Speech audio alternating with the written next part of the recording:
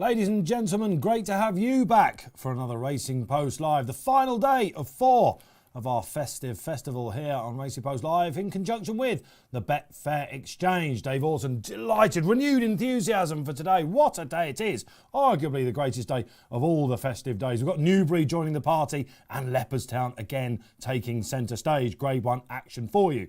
Fair to say, isn't it, despite the Savills throwing up an absolute Christmas treat, was a little bit of a lull yesterday. No such thing today. Absolutely fantastic action ahead. We'll be calling it all for you, giving real-time analysis, reaction to the races. Great feedback we're having through the week. Don't forget to comment, of course, if you're watching on YouTube. Like and subscribe. You can win one of these bad boys if you're on Facebook Live as well. Just comment. You've got until the end of today. It will be announced. The winners of the hoodies will be announced on January the 1st. We'll be with you for Cheltenham on New Year's Day. Happy days. Unbelievable. That's Friday, isn't it? OK, who's with me on the panel? Coming back for another session. I'll tell you what, I'm delighted he's here. Only 9 calls to make. Tony Ennis joins us back in the... Hi, Dave. You're back, aren't you? Yeah. In more ways than one. Yeah, I think... I feel ready for today. You're having an all right punting time of things at the moment as well. Yeah, doing all right at the moment. I had a day off yesterday. I had an actual day off? An actual day off at home. Spent a day at home. Wow, that was a 101 shot gubbed, wasn't it? I know, that.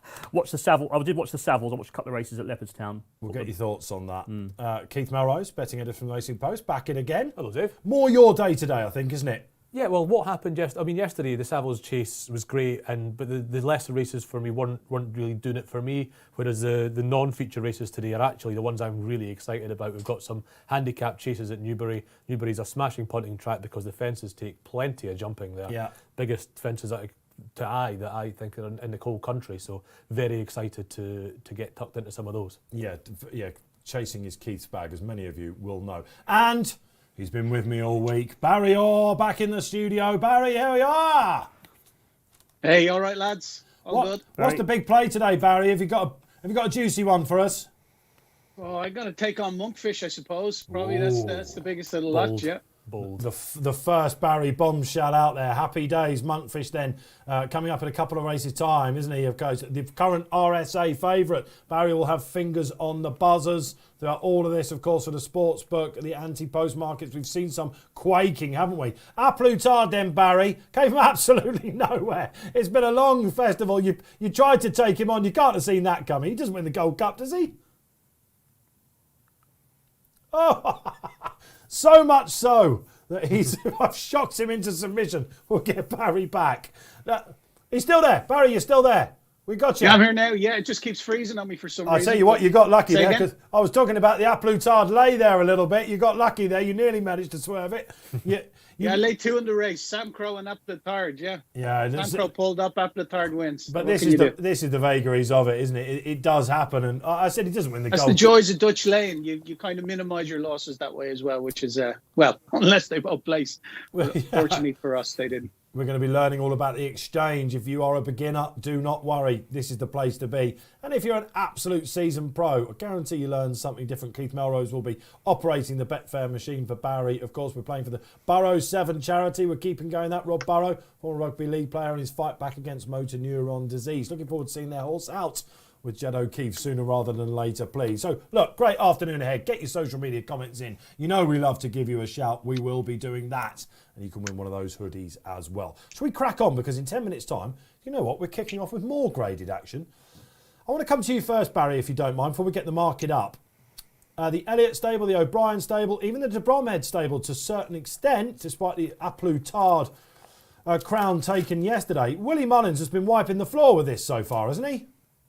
Yeah, he really has. Yeah, and he's he's very much trains towards specific targets, and always he's a slow start here. Where historically Gordon Elliott will always get off to a strong start, but come Christmas, Willie's beginning to really fire, and I think he's head into the lead that Gordon Elliott had established in the trainer's title over here, and there's only maybe a little over 100 grand in it now. And this mare's race is one that he's farmed in recent years. I think he's won the last 4, and he's won 5 of the last 10, maybe. So. He's a very strong hand in it again today. He's around a 9-4 on or 5-1 chance to win this renewal as well. So, and throughout the day, he's got strong hands, as you know, Dave, and that all builds up towards the Dublin Racing Festival and on into Cheltenham and the other spring festivals here. Yeah, that's going to be great on RP Live. I'm really looking forward to that, very much so. We've got to get through this. You're right, Barry. He's got a stranglehold on it again, although Gordon Elliott might have one to say. And this has become one of the great narratives, isn't it, in jump seasons, these trainer battles. Yeah, Willie Mullins, just look at his Christmas stats so far that Barry mentioned. He's had 12 winners so far, 9 at Leopardstown, 3 at Limerick. Probably could have been 14. Maybe, obviously, Reality Check would have won. It was so sad. Great showing that in the bumper, yeah. And right. maybe a steering for Longe probably would have won the win if he'd have stood up that race at Limerick. I think maybe it was still he fell a long way out. So he's had a dozen winners today, but it could arguably have been even more, couldn't it? Okay. Well, you called it a 1-2 for him in the Savills yesterday. I absolutely shot my bolt there, didn't I? I think it was a 1-2 all the way, wasn't it, Mellon? To be fair, Kenboy was it Kenboy 8 grand matched at 1.01? So, yeah. you know, Well, he is a stout stayer, isn't he? It didn't look like there was enough to go for him to get caught, did it? Even when they came No, up, they must. it looked like there wasn't enough time for Aplutard to catch him. Extraordinary. I might have been able to join in at the last and just about keep up with Kenboy and Mellon. They were going quite slowly. We need to get those sectionals, don't we? It was Telstar stuff, wasn't it? I mentioned to Telstar already. Okay, let's get stuck into the action then. 1:15, it's a Mares Grade 3 race. And I wonder, could we see another back-to-back Mares win at the festival for Concertista? She didn't half win well on her return, Barry. Are you taking her on? She absolutely danced in, Dave, didn't she? It was just such a confident drive from Paul Townend, and it's hard to see what's going to beat her. Although I think the only horse that could potentially put it up to her is one of her stable companions, and that's My Sister Sarah. And that's what I'm going to back in the place market in the race now. There's only 7 runners now because Darren's Hope is a non-runner, but it's still standard place terms on the Betfair Exchange. So, Keith, if you could kindly go to the standard place market there. Yep. And My Sister Sarah, she's currently trading at 189. 189. Yeah, we're going to have 50 quid on her at around that 189, 190. Okay, so we'll see what we'll get. And we'll obviously keep those. We put those on match bets to keep in play. And we'll... no, not this one. Oh, No, not this should be matched before the race goes in play. I was just...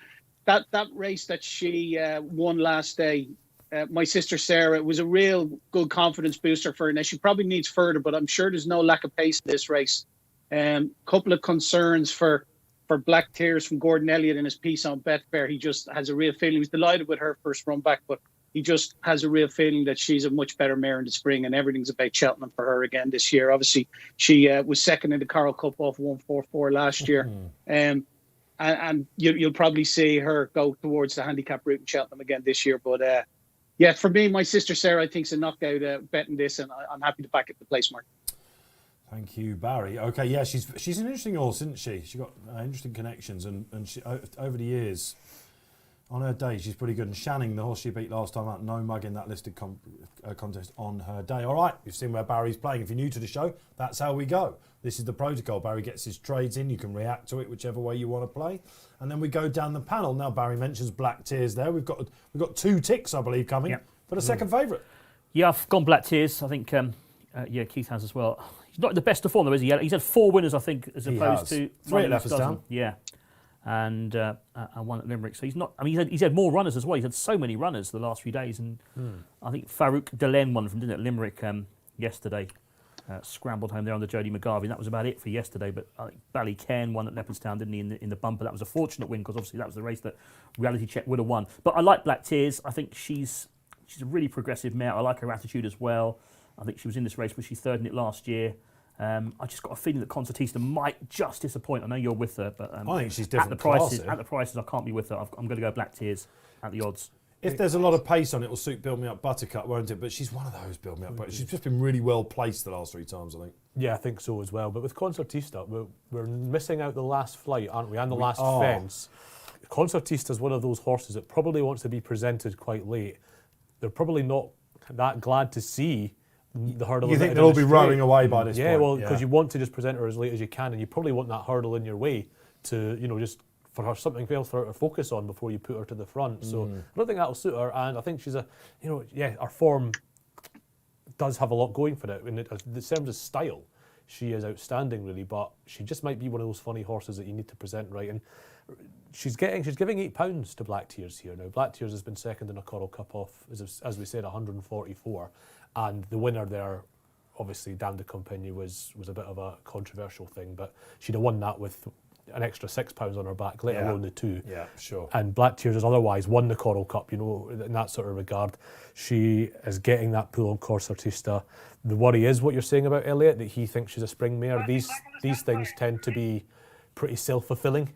If Elliot thinks she's a spring mare, she might not be 100% eyeballs outfit until then. What does that suggest they're going for again? You know, it probably is a return to the Coral Cup, as Barry said. Of course, her last race here at Leopardstown was a winning one.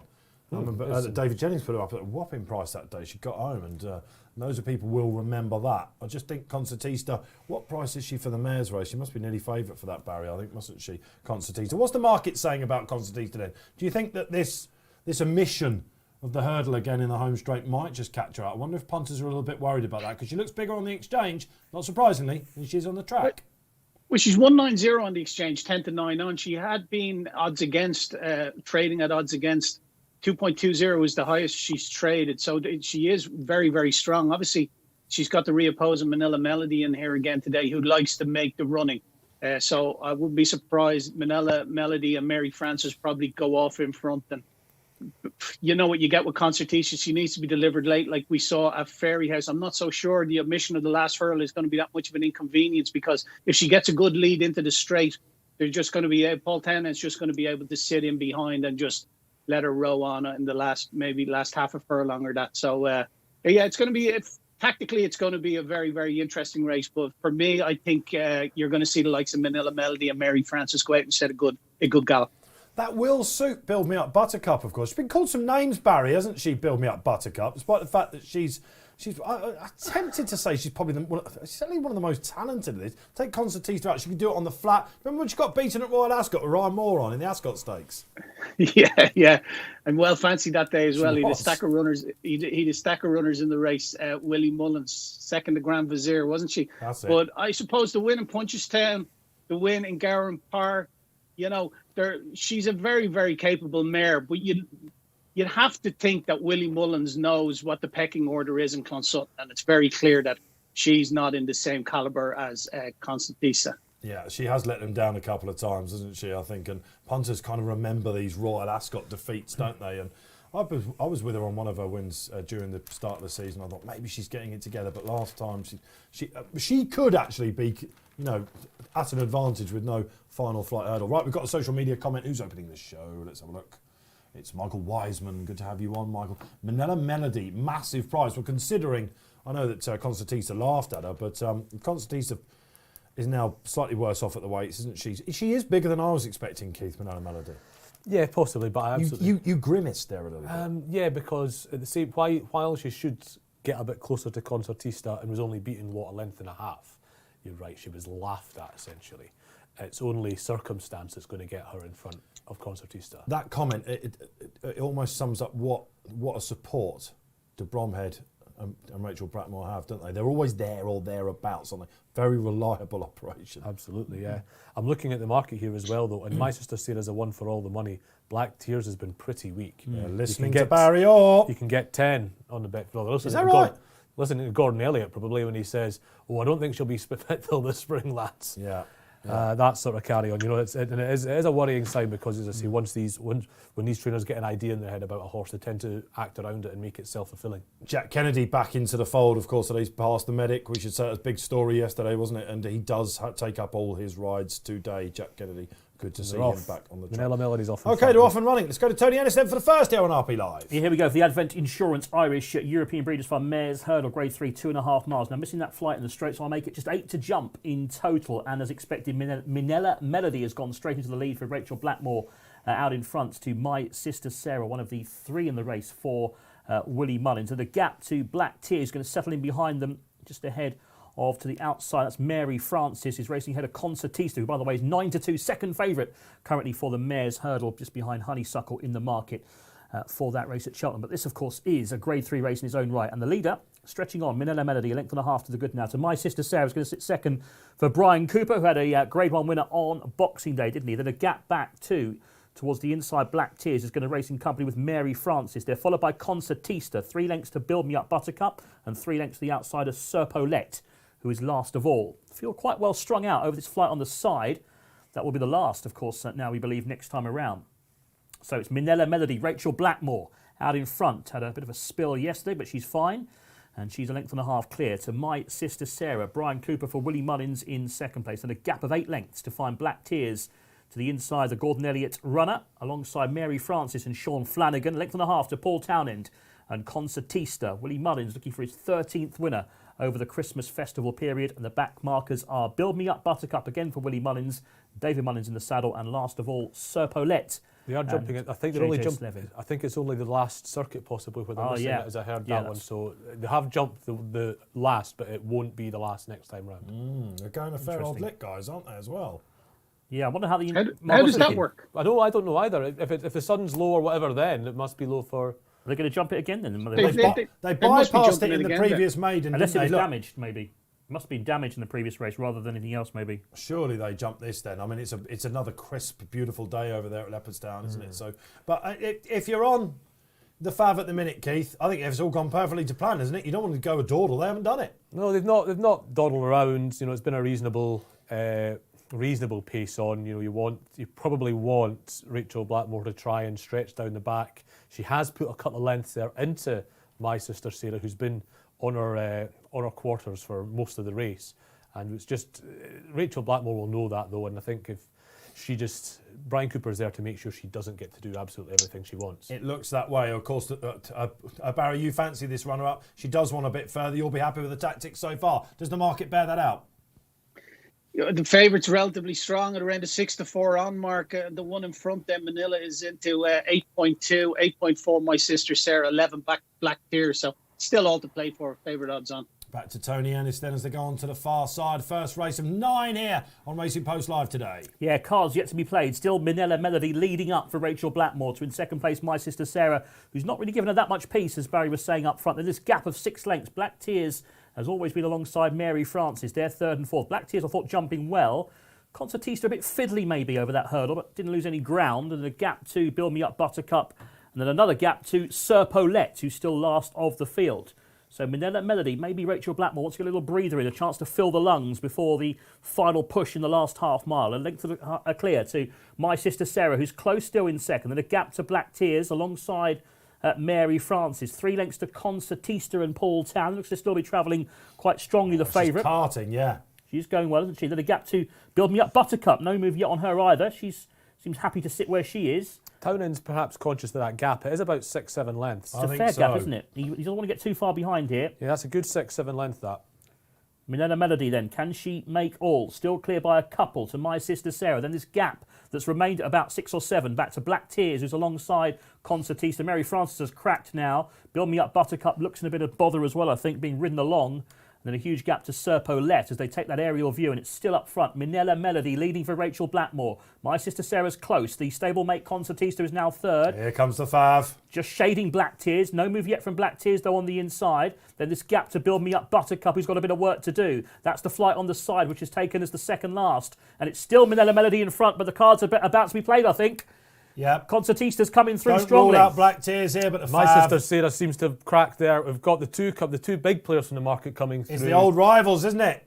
Will Black Tears get out? She's right on the rail. Concertista moving really well for Townend. Comes to challenge. Minella Melody still in front, though, by a half length. But now Concertista They're going to jump the last then. with Yeah, a they are white jumping the face. last. Paul Townend against Rachel Blackmore. Here it is. Up and over. Concertista goes to the front. That should be That's it. that. Minella Melody trying to fight back, but Concertista, she might just be one of the big favourites now, she's mightn't lovely, she, for the isn't Bears she? hurdle after this. What a great performance this is by Concertista. Willie Mullins, 13 winners over the Christmas period. Beats Minella Melody into second place, and back in third was Black Tears. Will we be seeing such scenes come Cheltenham in March? Honeysuckle, of course, wears the Minella Melody colours. Will she be going champion? If she goes to the mare, she's going to have a lot to think about, Keith. She might because do, and this mare absolutely loves Cheltenham, and she has never been in better form. No, absolutely. And yeah, she's obviously getting better as they go on. You know, Cheltenham, she's going to get another look at her, Rachel Blackmore. She's, you know, Honeysuckle will be ridden in quite a similar sort of fashion to Minella Melody, and she'll be glad to have had a little look at Concertista there. Yeah. But it could be if the champion hurdle itself might not be all that strong. So I don't know, have we seen what Honeysuckle's doing this year? Or will they always take the easy option? Well, But to what extent is it the easy option? it's We've Kenny not got much Alexander depth. that owns these mares. It's all about the breeding operation, isn't it? Barry, let's come to you for the story of the market. Did she ever go above evens at any stage? She never traded above her Betfair SP of 1.84. Black Tears traded, or the runner-up traded at a low of 3.2, so just 9 to 4. But from in running point of view, there was no real story. Just I'm looking at one in Limerick here. A horse traded 173 quid for 1,000, the winner in Limerick. So Johnny's girl. So I'm Not just terrible. trying to get that out. It's taken a lot of getting at Limerick this week. I'm not surprised that you're getting some horses. That race yesterday, Barry, when we couldn't get the caps and everything, we started to feel the pace a little bit then, didn't we? Just a bit, Dave. Well done for the hard road. Barry talks about Black Tears there, and she does trade at 3.2-ish. She never looked like the likeliest winner. You wouldn't be unhappy with that with Cheltenham in mind at all, Absolutely. would you? That is, if you're thinking about Cheltenham with her, that's a perfectly good run. He's not been hard on her when she's beaten as well. You know, she probably deserves... I think if he'd really ridden her out hard, she'd have been close for second. Yeah. But he's not done that. He's given her easy time after the last once the winner's flown. And I think with Cheltenham, they'll be pretty pleased with that run behind them. She of course, was beaten by Concertita, tried to give Black Tears £2, of course, when Black Tears won in the handicap. Do you think she'll go to the Dublin Festival now, Barry, and just strike while the iron's hot? She's in some form, this mare. Too much to think about. Too much to think about for Barry there. 4 to 5 was her He's SP in certainly the end. feeling the pace, and it will get Barry back. Okay, we've got to move on to Newbury. I'm delighted to say that Newbury's on. You punters will be sizzling out there. Surely you all got involved with Constantita there at some point, didn't you? But look, we've got to go to Berkshire, Newbury. They passed a precautionary inspection. I do inverted commas. I want to come to the panel here. What is a precautionary inspection? I see a lot of social media about this. I remember doing a feature at Racing Post. What is it? Me and Bruce Millington couldn't really work it out. You've got some action. You two sorted it out between you, though. Well, we've got a very We've similar worked it out. view. Yeah. I think basically when the inspection is called, if the track is raceable at that time, then it is a precautionary inspection. I'll give you an example. Chepstow, for example, when Clerk of the Court, when she called the inspection, it wasn't raceable. So that was just an inspection. Yes. Called for the morning of the race. But whereas Newbury here, for instance, it was snow and Yes. they were scared of snow and frost. Yeah, snow So and frost was forecast, but when the Clerk of the Courts called the inspection, it was raceable. Therefore, it was a precautionary You two would be inspection. great on a quiz team. I can see it. That's You'd just- be it's- fantastic. I've done a bit It's of the nerdy side of the pair It is of a you. bit, but it's subbing and style book stuff, this, rather than anything. It's very nerdy journalistic This is stuff. right up your street. Oh, it is a bit, yeah. But so that's the idea, really. So that's where it comes from. But So it if you passed see one, it if you was see not a somebody problem. calling it a precautionary inspection when the track's not raceable, that's when they get the waggy finger. Right, okay. And you do a bit of finger wagging? No, not at home. The waggy finger. You leave that to your little ones, dear. Yeah, fair enough. Keith Melrose with us for a second day. Fantastic stuff. And this is a race that I know you are savouring. You said to me as we were leaving out yesterday, you went, are we doing the novice? Are we doing the novice? It's the novice handicap coming up. Yeah, it's a smashing race. We've got De Machine here, who we were talking about the form of the Uttoxeter race he won on his chasing debut. Absolutely loved it that day. He's gone up, I think, about £18 since then. He's obviously thrived for fences. Dickie Diver, who was last seen finishing fourth Talk about him. in the Albert Bartlett 18 months back or so. And fascinating that he's been thrown into this race first time up. Very much watch the market for him. Severano's been in great form. It's just a race that's going to tell us lots, regardless of what happens, really. I can't wait to see what De Machine is going to do in the hat-trick bid. But Barry, let's get the market up. Time to trade. Yeah. So the machine currently 3.25, bang on 9 to 4, 6.2 Dick Diver, Severiano is 6, 9.4 Equus Dancer, and it's 10 bar or more is 10. The horse I liked in it was Equus Dancer, and I'm going to have Equus Dancer, yeah. Equus Dancer, and I'm going to have a few quid on that win and place. Just thought that race that won in Sedgefield put in a spectacular round of jumping, especially at the last 1-9 lengths. The second has won since. He went up, obviously, he won that off 113, went up £7 for that. Then he won on the same track. He won 12 lengths. He's a horse that I think is on the upward curve, and it's from a yard that I like.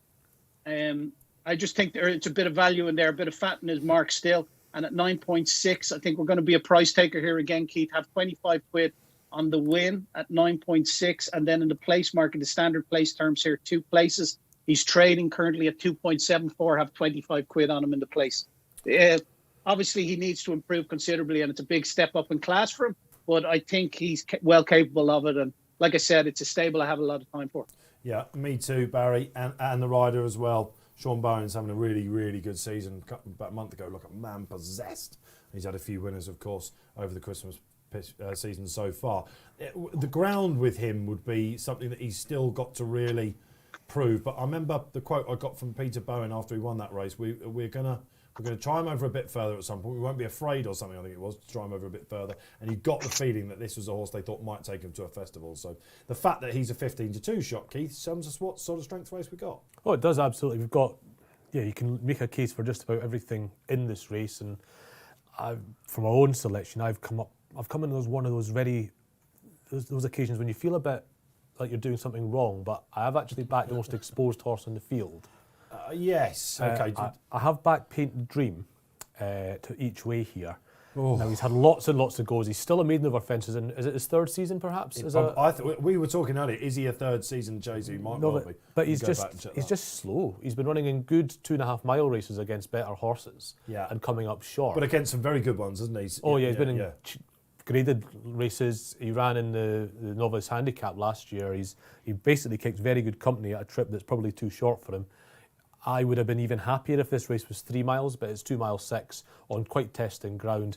I think the horse is slow, wants a trip.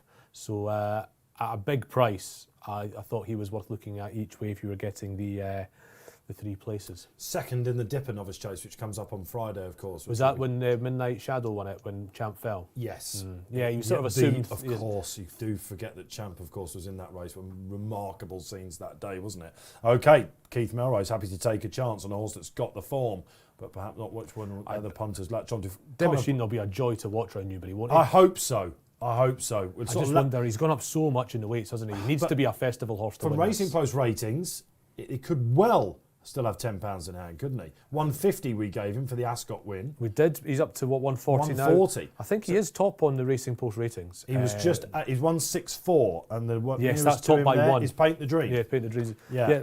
And again, it's the disparity in which I'm betting. You know, if I just wanted to give you the winner, I'd be giving you Demachine.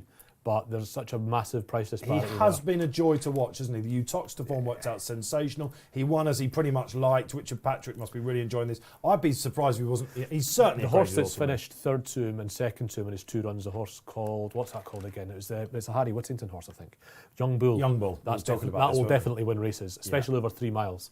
And he's beaten that horse handily twice. You know, he's gone up £18 for it. Fully deserves to.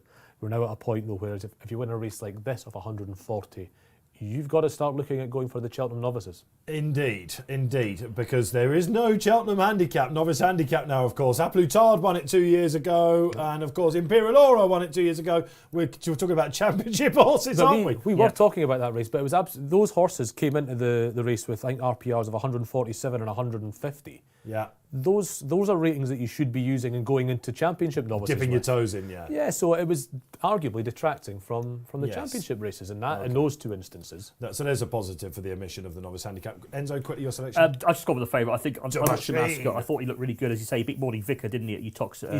He's not prominent there in the field early on. He has been racing. I got the feeling when Richard Patrick won on him at Ascot last time, he got there. He wanted to wait. Yeah. The race fell apart a bit, didn't it? I think it did. What about Dickie Diver then? Quickly, loads of people will be wondering about this horse. Like you say, pitch straight in, but they've always seen him as that slogger chaser in the making, haven't they? He's been popular on exchange as well. He's into 72. Despite the fact that Henderson's been making some noises after the Altior defeat about shutting up. So, OK, we'll see how he goes, because it is time for the 1:30 at Newbury. This is going to be a cracker. Whatever wins it will go on to bigger and much better things. That we do know. 9-4 last show then for Demachine in the hat-trick. Big Severano's the one who's been a little bit weak, isn't it? And let's go over to Tony Ennis then for the call. Yep, proper test. This is an 18 fences. I love Newbury. 5 down the back, 5 in the home straight, plus the cross fence. It's a real jumping test. No real let up there, just maybe a chance leaving the back to get a small breather in. Right, they're about to jump off them. This is a Novices Limited handicap chase. 2 miles 6, 93 yards, and he's let them go. They're off. And Rock Point is one of the first to show, with also Young Wolf to the outside for the John Joes. Is right up there in 3rd place is Earth Moore as they head towards the first. Paint the Dream's handy as well. Oh, a mistake by Severano. Quite a serious one. Could easily gone out the side door, couldn't he, Brendan Powell? But he sat on. Yeah. It's now back to last. Now, Severano, he won it Exeter last time. Exeter's a much easier jumping track than Newbury. Did you see Paint the Dream leading? Yes, he is leading now. Yeah, but did you see him leading beforehand? This is a change. Oh, absolutely not. No, he's. It's not something I'm disappointed to see. I'm a fan of positive tactics generally, and when you've got a horse that's sort of slow like he is, you want to see those horses in control of the tempo of the race. He must have come right in the market, Barry, having gone straight to the front. Paint the Dream. Yeah, Paint the Dream. The market's suspended for some reason. Yeah, it's not reopened. That's interesting, isn't it? Yeah, must be. No, it didn't suspend when it went in play, and it's suspended now for some reason. So okay, well, I don't know, but yeah, big surprise. I suppose Paint the Dream to the lead. Like you're going a decent clip when you're leading Young Wolf, aren't you? Yeah, certainly are. The Machine was a little bit keen. I just watched. No, I think he's all right. His ears are a bit pricked. Yeah, I wouldn't be concerned about it, but yes, he is. Dickie Driver's definitely taken a keen hold out the back, isn't he? He did that Chepstow, didn't he, as well? I just wonder whether this is a Champagne Platinum in the making. We were chatting a little bit about this earlier, Keith, off air, weren't we? I said when they took Champagne Platinum, who went off favourite, I think, for the Kim Muir in the end, and they ran him at Newbury first time out. He looked like he'd never seen a fence before in his life. Oh, he's looking down. Aidan Coleman's looking down. Yeah, is he happy with Dickie Diver here? I don't know. Is he at all? This is a horse that's obviously had his problems. Earth Moore jumped low at that fence. I like the way that Machine jumps. He doesn't. Oh, he loves it. Much time in the air, does he? He's Very clever. He lives to jump, this horse. It's fantastic. He lives to jump. I love it. Paint the Dream leader, Young Wolf. Rock Point third. On the inside is Earth Moore, along with Equistance, I didn't mention earlier. He's right there. Equistance. So then comes De Machine and a gap to Severano. Had the early mistake, and Dickie Diver. He seems all right again, Dickie Diver. Aidan Coleman, but he's taking a fair old grip at the back. He's tanking as they jump the next fence. De Machine. Oh, De Machine hit that one. Yeah, they've cursed him. Curse! Commentator's curse. Is that the water or is the one before the water? This is the water coming up. It's just coming up now. Yeah, the water's right in front of the stands, isn't it? Some horses take to it, some don't. Yeah, let's see how he comes up over this one then. De Machine 3 clear, Enzo. Yeah, it's the seventh fence. And much better there. All over safely. Dickie Diver's actually jumped that quite well as well, so he's back in the race. I think. Earth Moore a touch stuttery there, but nothing here. You wouldn't be, apart from Aidan Coleman looking down. Yeah, there's nothing to worry about. I think so far. I think apart from Severano's mistake, maybe that was the only concern if you backed him. But back with the leader, Paint the Dream has kicked on. Connor Brace has gone 4 clear to Young Wolf, who's lost that battle for the lead. He's racing in second. Equistance going nicely, the bottom weight in third. De Machine, he's out in a bit more clear daylight now, isn't he? He's stretching them as well now, isn't he? Is he not stretching them down the back here? He definitely is. He's and also, Connor Brace is a jockey I've got so much time for. He rides his horse all the time, but he can't always claim because it runs in such good races, and he can claim today because it's a handicap. I forgot to mention that earlier. Oh, cheers, Keith. Now's a good time. Well, I told you to back it beforehand, so that's all you needed to know. Really. You'd be very happy with him now, though, wouldn't you? Oh, you've got to be happy so far. Yeah. You know, he's controlling this race because he's getting to do what he likes out in the front. We'll get a very good idea of the ground here, I think, on the chase course, guys, because Young Wolf is a horse that definitely wants top of the ground. I'll be looking towards Cheltenham with him. He's in second. Equistance also in third. De Machine loves it, however, and he's in fourth. Severano's picked up a few as well. Yes, yeah. Earth Moore made another mistake, and I think Rock Point might be in trouble. Yeah, he's gone, isn't he? Yeah, he doesn't look like he's enjoying it. Yeah, he's dropped right to the back. Meanwhile, it's still Paint the Dream heading towards the next down the back. We're about 6 or 7 left to jump. Paint the Dream. Out. Equistance second, Young Wolf third. De Machine on the inside making quiet progress now. Severano just niggled. Dickie Diver tanking still. Still a tight rein, isn't it? Still a very tight rein. Earth Moore's just dropped. I think Earth Moore and Rock Point, the two you can probably discount. Maybe Severano might be in the... That was 6 out, I apologise. Oh, mistake by Young Wolf has pecked there. He's pecked. He's now off the bridle. Now we're coming to the cross fence, which is possibly one of the most famous fences away from Cheltenham. It's a real sight. And Matty Batch, who we have in the studio, says you've got to attack this. This is, if you don't jump this, you're in all sorts of trouble. Everybody's moving here though, because it's not, the bend's separated into 2 bits at Newbury, and everybody's starting to make the move here. Severano's starting to make that exact move, Keith. Actually on a very slight downhill. I looked on Google Earth the other week. Of course you did. And it is slightly downhill. Don't do a quiz show with Tony and Keith. I think De Machine... He's going well. If you back the favourite, you'll be happy. Fantastic. He's going really fair, well. Dickie Diver, the first 2 in Dickie Diver, the only 2 you'd be interested in. Equistance still travels. Equistance is going all right. Severano's been ridden. Earth Moore is running on for pressure. Severano's going to shoot well don't here. Discount Earth Moore. He's found a second win. Dickie's on him. Right, take it for home. Paint the Dream. Can he stay there? De Machine travelling well in second. Equistance at every chance, moving well too, isn't he? Equus doesn't look that bad on the chase course, does it at all? Dickie Diver still yet to be asked. So Severano's come back into it. The first up the straight in Newbury is always a big fence. It is. How did they meet it? How did they meet it? Oh, he stuttered. A little bit clever there, wasn't he, De Machine? Dickie Diver. He's the one, Dickie Diver, isn't he? Severano's in trouble. He is absolutely tanking Dickie Diver. Last ditch. They've not got past this rag yet. 3 out, last 3 out. ditch. He's jumping well. Jumping well. Come on, I tell you what, Keith, Melrose, you might have found one here. He's still on the bridle. Nothing's travelling better than him, is it? Paint the Dream still going well. De Machine in second place. 2 out. Paint the Dream jumps well. Oh, he's 3 Come clear. on, Connor. What's Demachine got? This is what we really find out about him today. Yeah, he's got He too does much hang. to do. Tell you what, Keith Melrose. I don't want him hanging left because the elbow at The Newbury has whip's to out come on right after the Demachine. last. This is in the bag. Paint the dream. at the last. Yeah. Oh, this is in the bag. Equus Equus Dancer on goes seats, at the last. seats at the last. Dickie Diver's finishing though. Oh, he's the can't eye catch catcher him. by a Paint the mile, dream. isn't Yeah, he? he is indeed the eye catcher by a mile. Keith Melrose, What a shout. take a bow. Oh, finally a little Dave Orton from Keith Melrose there. Dickie Diver finishes second because I he tell had you what, to. it was hugely eye-catching. The machine third, Severano fourth. What a race. We knew it was going to be a strong race on paper. That didn't disappoint, did it? Got the tactics absolutely right. He did. Connor Braces. He's got a horse there that wants to stay, and he's given it. You know, people think stayers need them to go hard in front for the stayers. Well, there's a different way to get round that. Yeah. You do what Native River does. You make it a test yourself. Yeah. And that's what he's done there. I thought the horse always wanted the trip, and I think that's definitely been proved. The to be first right four home in that race, and maybe even the first five, if Equus Dancer, who ran really well to a point on ground, it probably isn't ideal for him. I'd be amazed if winners didn't come out of this left, right and centre. So, well, we said it was a good race beforehand. What have we seen there? Even though the Rags won, you know, some people might be looking at it and going, "Oh, the 16 to 1 shots won that, lads. It must Yeah. be chuck He out had the the form." form. But he had the form. Second much in better. a dipper chase last year. Keith Melrose is Second, absolutely a pound knocked it off out top the on park. RPRs with trip-related improvement to come. Yeah. That wasn't the shock that you might think on SPs. But, and has he just been waiting to get out in front all the time? He's been waiting for further than 2.5 miles. Yeah, Absolutely so, has, well, all the way. And let's talk about trip for the place horses. I'd love to see Demachine back over 2 mile 4. I know Yeah. it was Andy. It was Ascot who won it last time, but they didn't go much of a gallop in that. 3 out. You're thinking this is the horse we thought he might be, and he just found it a bit too testing, I think, for me. Whereas Dickie Diver, I want to say Dickie Driver. Dickie Diver, he's the Kim Muir horse in the pack, isn't he? Yeah, he's got. Kim Muir was the race we talked about beforehand, wasn't it? What was Dickie Driver in again? Was that Tender as the Night? Good question. Who's Again, Dickie this isn't a Diver? quiz, Keith. I'm not a quiz master. Sorry. Yes. No. Well, let's get out of that one then. Severano wants a didn't think trip now as Escos well, would doesn't get he? up. Yeah, I think. Well, yeah, he needs it for his jumping as much as anything It was else. the first fence. When a horse hits the first fence like that, especially a He's novice, actually shaped really well, considering he's made a couple of Oh, mistakes. mate, you're He's come right. from further back than quite a few. Yeah. And what we're watching the replay now. Now, Dickie Diver's massively catching the eye here, isn't it? Oh, Equus Look at actually Equus Dancer, unseated, yeah. didn't he? 2 out. Earth Moore again. He ran a funny race, didn't he? He hit a flat spot and looks like he wants 4 miles. Didn't he want If I was, national? I'd be wanting to put Demachine a bit more prominent than he was early on as well. A horse that jumps as enthusiastically as him, Yeah.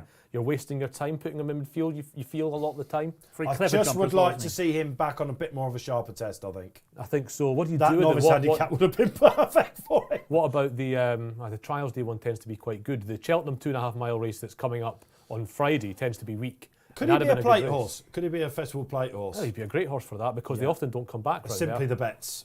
It could be. Yeah. You wonder if how much has he shown?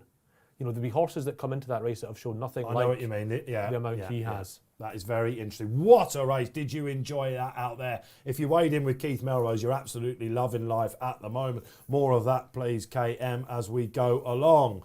Barry, Dickie Driver.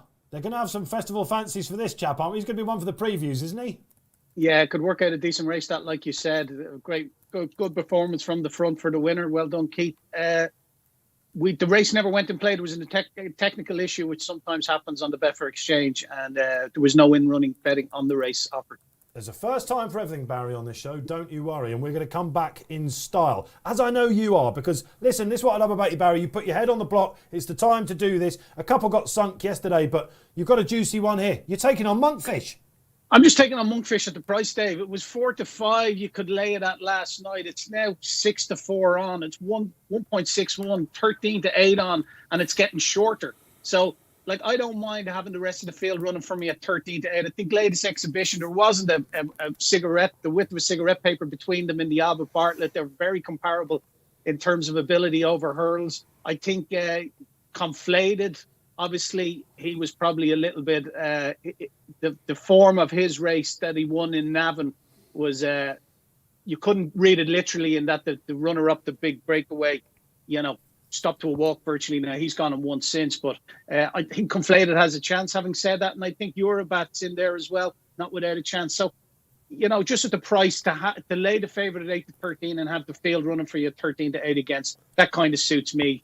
And latest exhibition, like I said, if there was to be an upset, I think he's the one that could do it. He's won well in Punchestown. He finished second to Pencil Full of Lead last day. The ground was atrocious. It's nowhere near that today in Leopardstown. And Pencil Full of Lead didn't let the form down against Coolreevy the other day down in Limerick either. So a lot of positives for him. But like I said, I'm going to lay the favourite here, Keith. We're going to be a price maker here, Keith. It's currently 1.6 to lay. Okay. I think we'll get it at about there's another 6 minutes to the off time, 7 or 8 minutes actually to the off time. So we're going to put in to lay it at about 156. We're going to take 100 quid of the backer stakes. It'll lose 56 quid. And that'll just sit there till we get matched. And if we're not matched before the race, then that'll cancel out. But I'll be pretty confident the way the money has come for Monkfish that we will get laid. Well, there's a very good chance that we could be looking at what we usually think about the Punchestown Festival, Barry. And there's a very good chance he could take out the Matheson Grade 1 hurdle we've got. He's got a great chance with his runners later on as well. He could well have a 4-time all of a sudden, will he? Punters latch onto that. Yeah, they certainly do. Yeah, and obviously he's a very popular trainer in Leopardstown at Christmas, and you can see why. And there will be plenty of running up money and plenty of doubles and trebles and beyond across his runners today. And the first one's gone and collected, and even the one in the first or the second race in Leopardstown today has gone and won for them as well. So already there is reports of running up money, but I wouldn't pay too much attention to that for now. And I wonder whether people are thinking they're about to see the RSA winner here, Keith, because we've got latest exhibition not far away in the betting. Monkfish clear favourite for that at the minute. Yeah, he has looked like a horse that's going to thrive for the RSC. The RSC is a race that really does test stamina. Ex-RSA, of course, I'm hearing in my... Of course, yeah. What is it now? Unbelievable. Has it got a new sponsor yet? 2021 promises to be such a year, doesn't it? But this is I can go back. It's always the RSA, isn't it? I can go back to calling it the Broadway Chase. No sponsor still. No sponsor still at the minute. Sponsor. So, my Lord. Oh, it can be the Broadway Chase at last. Lovely. Arco won it. It was called the Broadway Chase. Okay, go back to it. So anyway, what we know is the Rod and Son Alliance, of course, they've had a terrible year. With this pandemic that's going on, they've pulled a lot of their sponsorship. Unfortunately, this is not the RSA anymore. Okay, what we knew as the RSA, yes, we're going to have. Does suit, but basically, it doesn't change anything about the race bar, the boards you see at the finish line, and it is a race that really does test stamina. Monkfish, even in the Albert Bartlett last year, looked like a horse that was going to thrive for a staying chase. He dwarfed them, didn't he? Big old unit, and they're the sort of horse that people latch on to for races like the not RSA. So I can see why he's popular. He's my selection in this race. I thought if I wanted to take him on, I'm not sure I'd be laying him as much as I would be backing latest exhibition, because I think he's a clear threat, and the rest, I think Monkfish has to fall for the rest to beat him. Well, latest exhibition, Barry's right, there wasn't a lot between them at all in the Albert Bartlett. He's 1 from 1 at Leopardstown, he's 2 from 2 on yielding ground. If you'd watched that race and said transfer it to 3 miles at Leopardstown on churned up ground at Christmas, you'd see, Monkfish will win by further. I'm just seeing Monkfish has run around here before. It's good. He hasn't actually, of course. He's 1 from 1 on left-handed track. The only time he did that was when he rocked up at the festival. Yeah, of course. He was a horse that took a little bit of time to come good, wasn't he? But the way he jumped, on his debut, and that on the ropes, the horse that finished second to it, there's a nice pot in that somewhere along the line. Tony Ennis, Monkfish or to not Monkfish? I went with him, but I'm surprised he's as short as he is, as Barry was. He's probably too short for me to back. Now, if he was kind of that sort of 4 to 6, that 1.7, I'd be tempted, but a bit shorter now, isn't he? Was he 158, that kind of price? Yeah, Barry's put me off a little bit about saying this was just going to be, we're going to see something special here, and to go on. I think you might be quite right. The ground will be interesting here. Can take some jumping as well, can't it, run there? So it's not going to be an easy test for him. And he's. Do you think they'll just let him crack on, Barry Monkfish? Do you think they'll just? I think Conflated will take him on for the lead. Right, that's interesting. He's a horse that wears a hood, isn't he? For Gordon Elliott.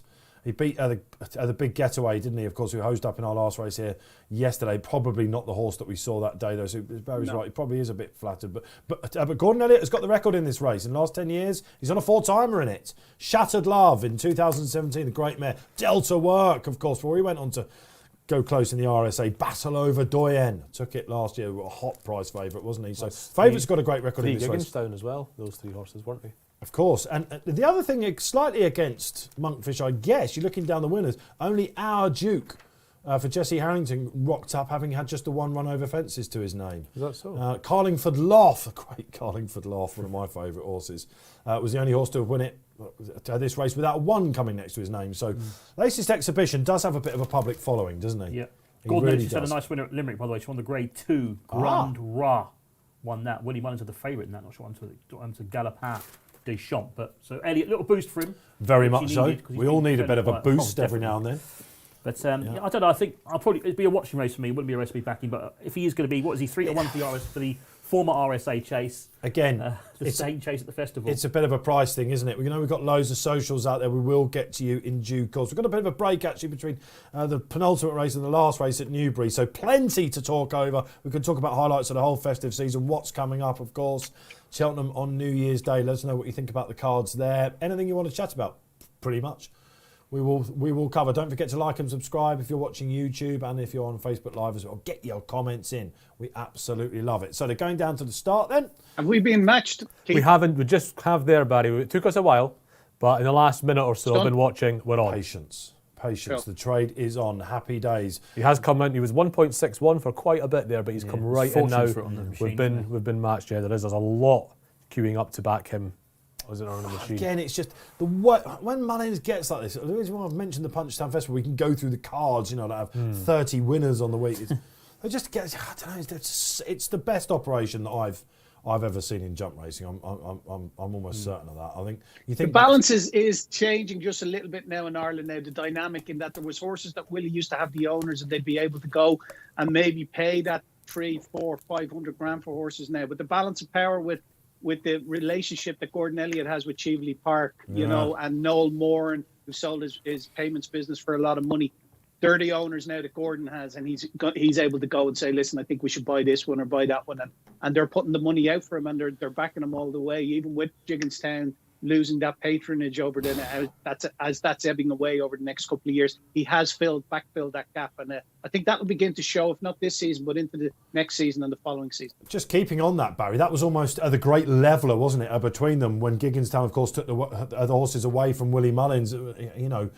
Gordon inherited so many, didn't he?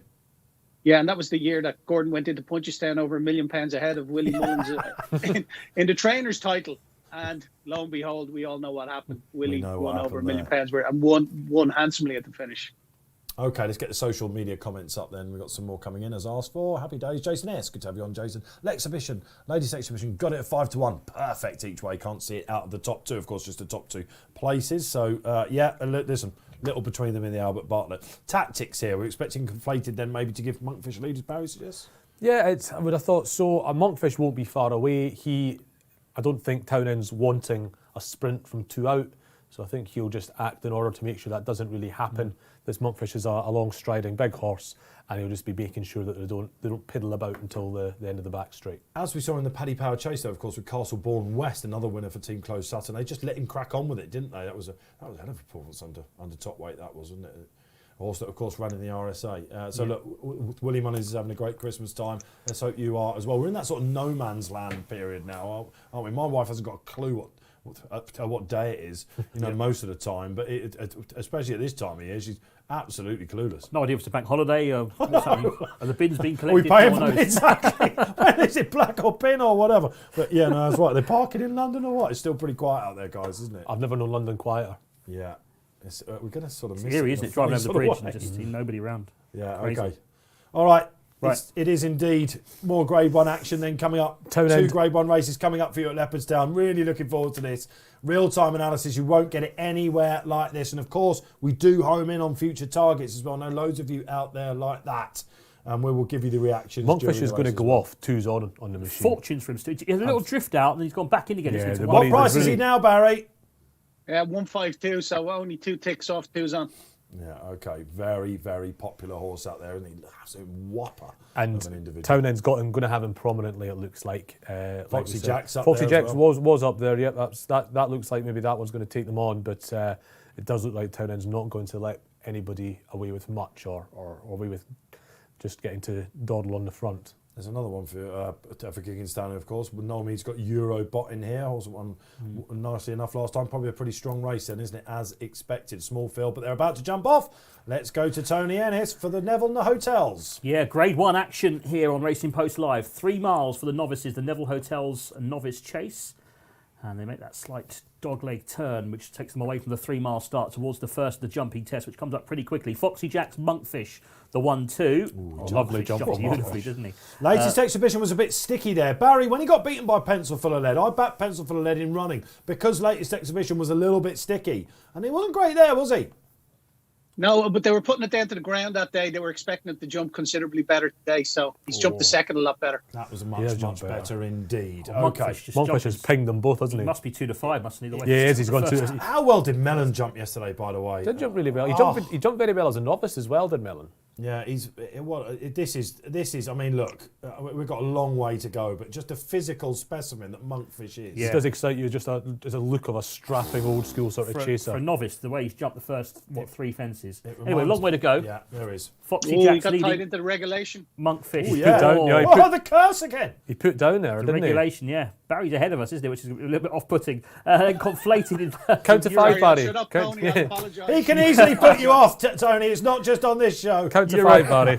Eurobot, yeah, just count to 3. Good shout. Then latest exhibition, who jumped that one a bit better. He's back in 5th place. I can't see Heaven Help Us at the moment. That's right at the back somewhere. Foxy Jack's Monkfish, 1-2. Cleverer Monkfish there, wasn't he? Yeah. Took that stride a bit more planned. Yeah, that was the 5th. He jumped that. The first 3 were brilliant jumps, weren't they? And he's a huge horse, as you say. Looks a thorough 3-mile chaser in the making. But it's going to be Foxy Jack's who's going to lead them towards the next fence. Another jumping test here on the side of the track. Monkfish, good lovely. again, wasn't he? Oh, Latest mistake. exhibition was all right. Eurobot Yeah. made a mistake. Yeah, latest exhibition's warming up, Barry. I'll give you that. How's the market reacting as they get ready He's to swing making into sure the stands? he's not letting Monkfish get too much of a march on him. Latest exhibition of Brian Cooper, but the market now 147 Monkfish, so there hasn't been much moving it. Just a little couple of ticks down. 4.7 for latest exhibition. I wonder if we see a 4-miler in this race as well, potentially. Little just a difference of opinion among the jockeys. Townend has taken his Monkfish wide, latest exhibitions wide, but Foxy Jacks and Conflated both stuck to the inside on that bend. Foxy Jacks hasn't been jumping that well.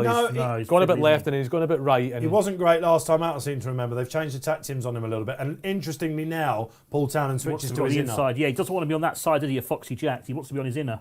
And he's done that now. Latest exhibition's got into 3rd place, and then comes the Jigginstown pair, Conflated and Eurobot, who's made 1 or 2 errors. 10 lengths back to Heaven Help Us at the back. Paul Hennessy's runner, as they're going to make the turn then, and it's going to be Foxy Jacks in front, a length clear on the final circuit now. Monkfish, though, is very close there through their starting point, and they've got 1.5 miles to go from here. But Monkfish, so far so good in terms of jumping. Just that one sticky jump at the regulation. Otherwise, it's been a perfect round, I think. Has indeed, and he stuttered there, but he was a bit more clever. Again, what clever. you saw the head-on shot there, the overhead shot there a minute ago, and you saw where it was turned up on the track. This is a tricky fence now. This is a tricky fence. They find this a tricky fence. This is where Delta Work came down yesterday, wasn't it? Yeah, here it is now. Foxy Jack's going mate right. But they had a little didn't he, bump with there latest together. exhibition? I'll tell you what, you wouldn't want to get into a bumping match with Monkfish. No, He's a big bruiser, isn't he? Yeah. Exactly. He looks like a lock forward, doesn't he? That's the sort of build That's of this. exactly what he's. Can you He's a remember tank, a bigger isn't he, this novice horse? in recent years? Conflated, not totally out of this, Barry. He's gone all right, isn't he? He's 14.5, so even like 12.5 now. His Betfair SP was 10.5. He's still there, but even at this early stage, you'd think Monkfish is going to take all the beating, isn't he? He must be 3 on or thereabouts, wasn't he now? No, he's still 2 to 5. 9 to 4 up. Okay, he's moved up now, right alongside Foxy. In fact, he's gone past Foxy Yeah, Jacks. I think it's time to get on with it, isn't it? Foxy Jacks fancies going on the motorway, I think. Yeah. Get me back in that box, Mouse. Yeah, Foxy Jack's very wide there. So it's now Monkfish in front. The favourite's gone clear for Paul Townend and looking for a treble, isn't he, Townend? And Willie Mullins today. Cooper's tactic is obviously to shadow Monkfish, and that's exactly what he's doing. He's moved it in seconds. Yes, it's just follow him. It's just following him all the way through. That's what he's evidently doing. Yeah. And we'll see. He's jumping into his left a lot at final exhibition. Have you noticed that? Yes, he Did it has a again? bit. Mistake, Eurobot. Not his he's first. finally Gone.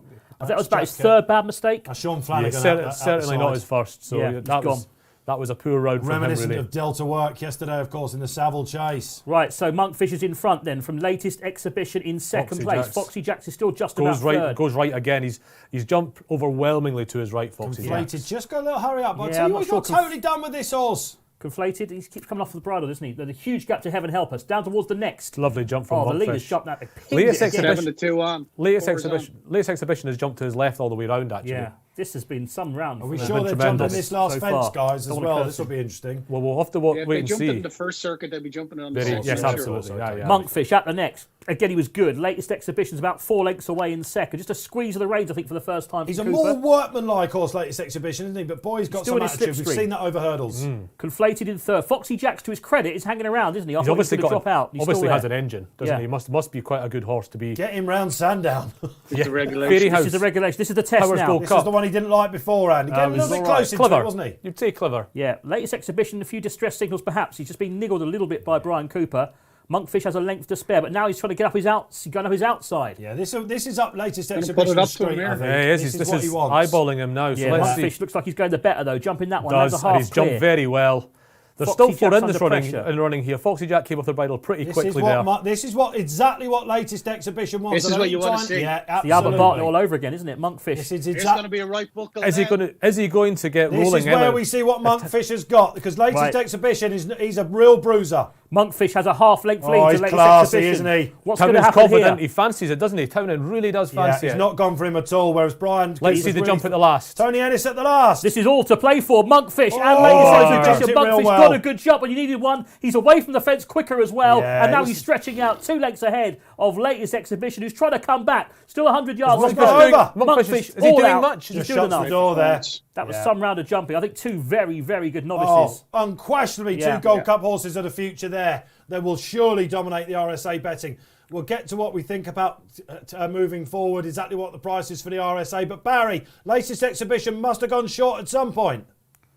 Trade at low at 2.25, so 5-4 on 2.26. But yeah, I'm delighted that he got up and he eyeballed Monkfish, because Monkfish had to pull it out. And 2 very, very good novices, like you said. But the winner, you take him every day over latest exhibition. There's no excuses there. They both jumped well, if albeit latest exhibition jumped a little bit out to his left a couple of times. But he, after jumping the second last, I think, and turning into the straight, latest exhibition hit 2.26. But the winners won quite snug at the finish, really. He's just got that engine, isn't he? He's Yeah. got that bit of class, that little bit more class. As I said in the run, latest exhibition, he's the more workmanlike of the two. He's smaller than the winner as well. A lot of novices will be this season. I just love this runner-up. Yeah, I mean that was I was impressed by Shamblou in the week. This was better, wasn't it? I think this is the leading. It's a classier performance. Shamblou jumps like nothing I've ever seen. And Dan Skelton was pouring water on the RSA. What price now then for the RSA on the sportsbook, Barry Orr? It's still the RSA chase. Just hasn't updated yet.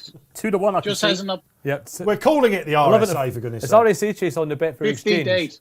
15. Is Yeah, that I see right? a bit of 2s around. 15 2.15 days, to yeah. wait. And that's your sportsbook price, Barry, because I've got your exchange market up here and he's about 5-2. I'm giving a sportsbook price. Keith, 15 days. 12 to 1 the runner-up for the former RSA. I can't wait to see the quotes for both of these trainers after this race. William Mullins will be telling us all about Monkfish. We know that's going to be RSA. I just wonder whether they'll... Let's think about if you're Paul Nolan at the minute. You're delighted because you know you've got... it was a shock defeat to a certain extent last time out for him. And he is a proper horse going forward. He's a Gold Cup horse, I think, latest exhibition, because he will... he's a little bit like Album Photo, isn't he? Who kept getting beaten by Presenting Percy, if you like. And when it comes to the real test of the Gold Cup, he's not going to shirk that at all. But would you be thinking, look, we could go to the 4 miler and win that? Or is that possible? With a horse like when you've got a female chaser. Yeah, Barry, what do you think? Or would they change tactics potentially? His owners would definitely be the RSA. So how are they going to beat Monkfish? This is what I want to know. What do you think out there? Let us know. Is he a horse that you could go from the front with, for example, Barry? He's 7 from 14. No, I don't think they'd go from the front with him. He's 7 from 14 for the RSA. And obviously, like I said, Monkfish 15th from 11 to 4. But yeah, they're 2 very, very good horses. And you throw Shamblou in the mix there as well. And a lot to look forward to in that 3 mile division. You'd say Monkfish would be Gold Cup. If he was in the Gold Cup, he'd be second favourite, wouldn't he? Could he do a Coney Gray? I mean, he'd only have his stable. They got Album Photo. That'd be good to see. No, that wouldn't be Willie's MO. No, it wouldn't. No, I think the way he's jumped there as well, he showed a little bit enough. of novice signs still, didn't he? I know it's just his second start, he's fully entitled Next to. year. Look, that was just an absolute 2022. pleasure, wasn't it? I think if you knew that latest exhibition was going for the Gold Cup, what we think will be a new titled RSA, 7 to 1 looks a lovely each way price to me, because clear round and he'll be bang there. Let's get a social up then before we go to Newbury for handicap hurdle. What do we got? Joe Holden. Joe, good to see you. And Monkfish versus Envoy Allen next year in the Gold Cup. Boy, we're sizzling, aren't we? Great question. Who wins, Keith Melrose?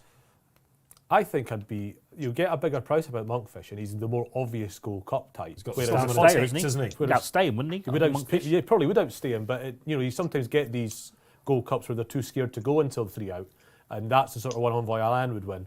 But Monkfish he's the horse that you look at and go, Gold Cup horse. He's got it all, isn't he? He jumped. Today we learnt a lot about him because when the other horse came to, we thought, right, he's looked the part. Will he get rolling? Can he roll his sleeves up and get into a fight? And he did. He's got it a lot. He tanks, he jumps, he scraps. He'll win by further if jump. Because it was almost... We knew he scrapped after... We knew both of them scrapped after over last year's Albert Bartlett, didn't we? But it was great to see him have to come off the bridle and work for it, because so often we see these novice chasers and they're winning doing handsprings and you're thinking, what's actually there when they dip it? That's but right. He was dipped today and he's gone. He's going to convince him. It's great to see, Yeah, so look, so much to look forward to in the top end of that market of the sales.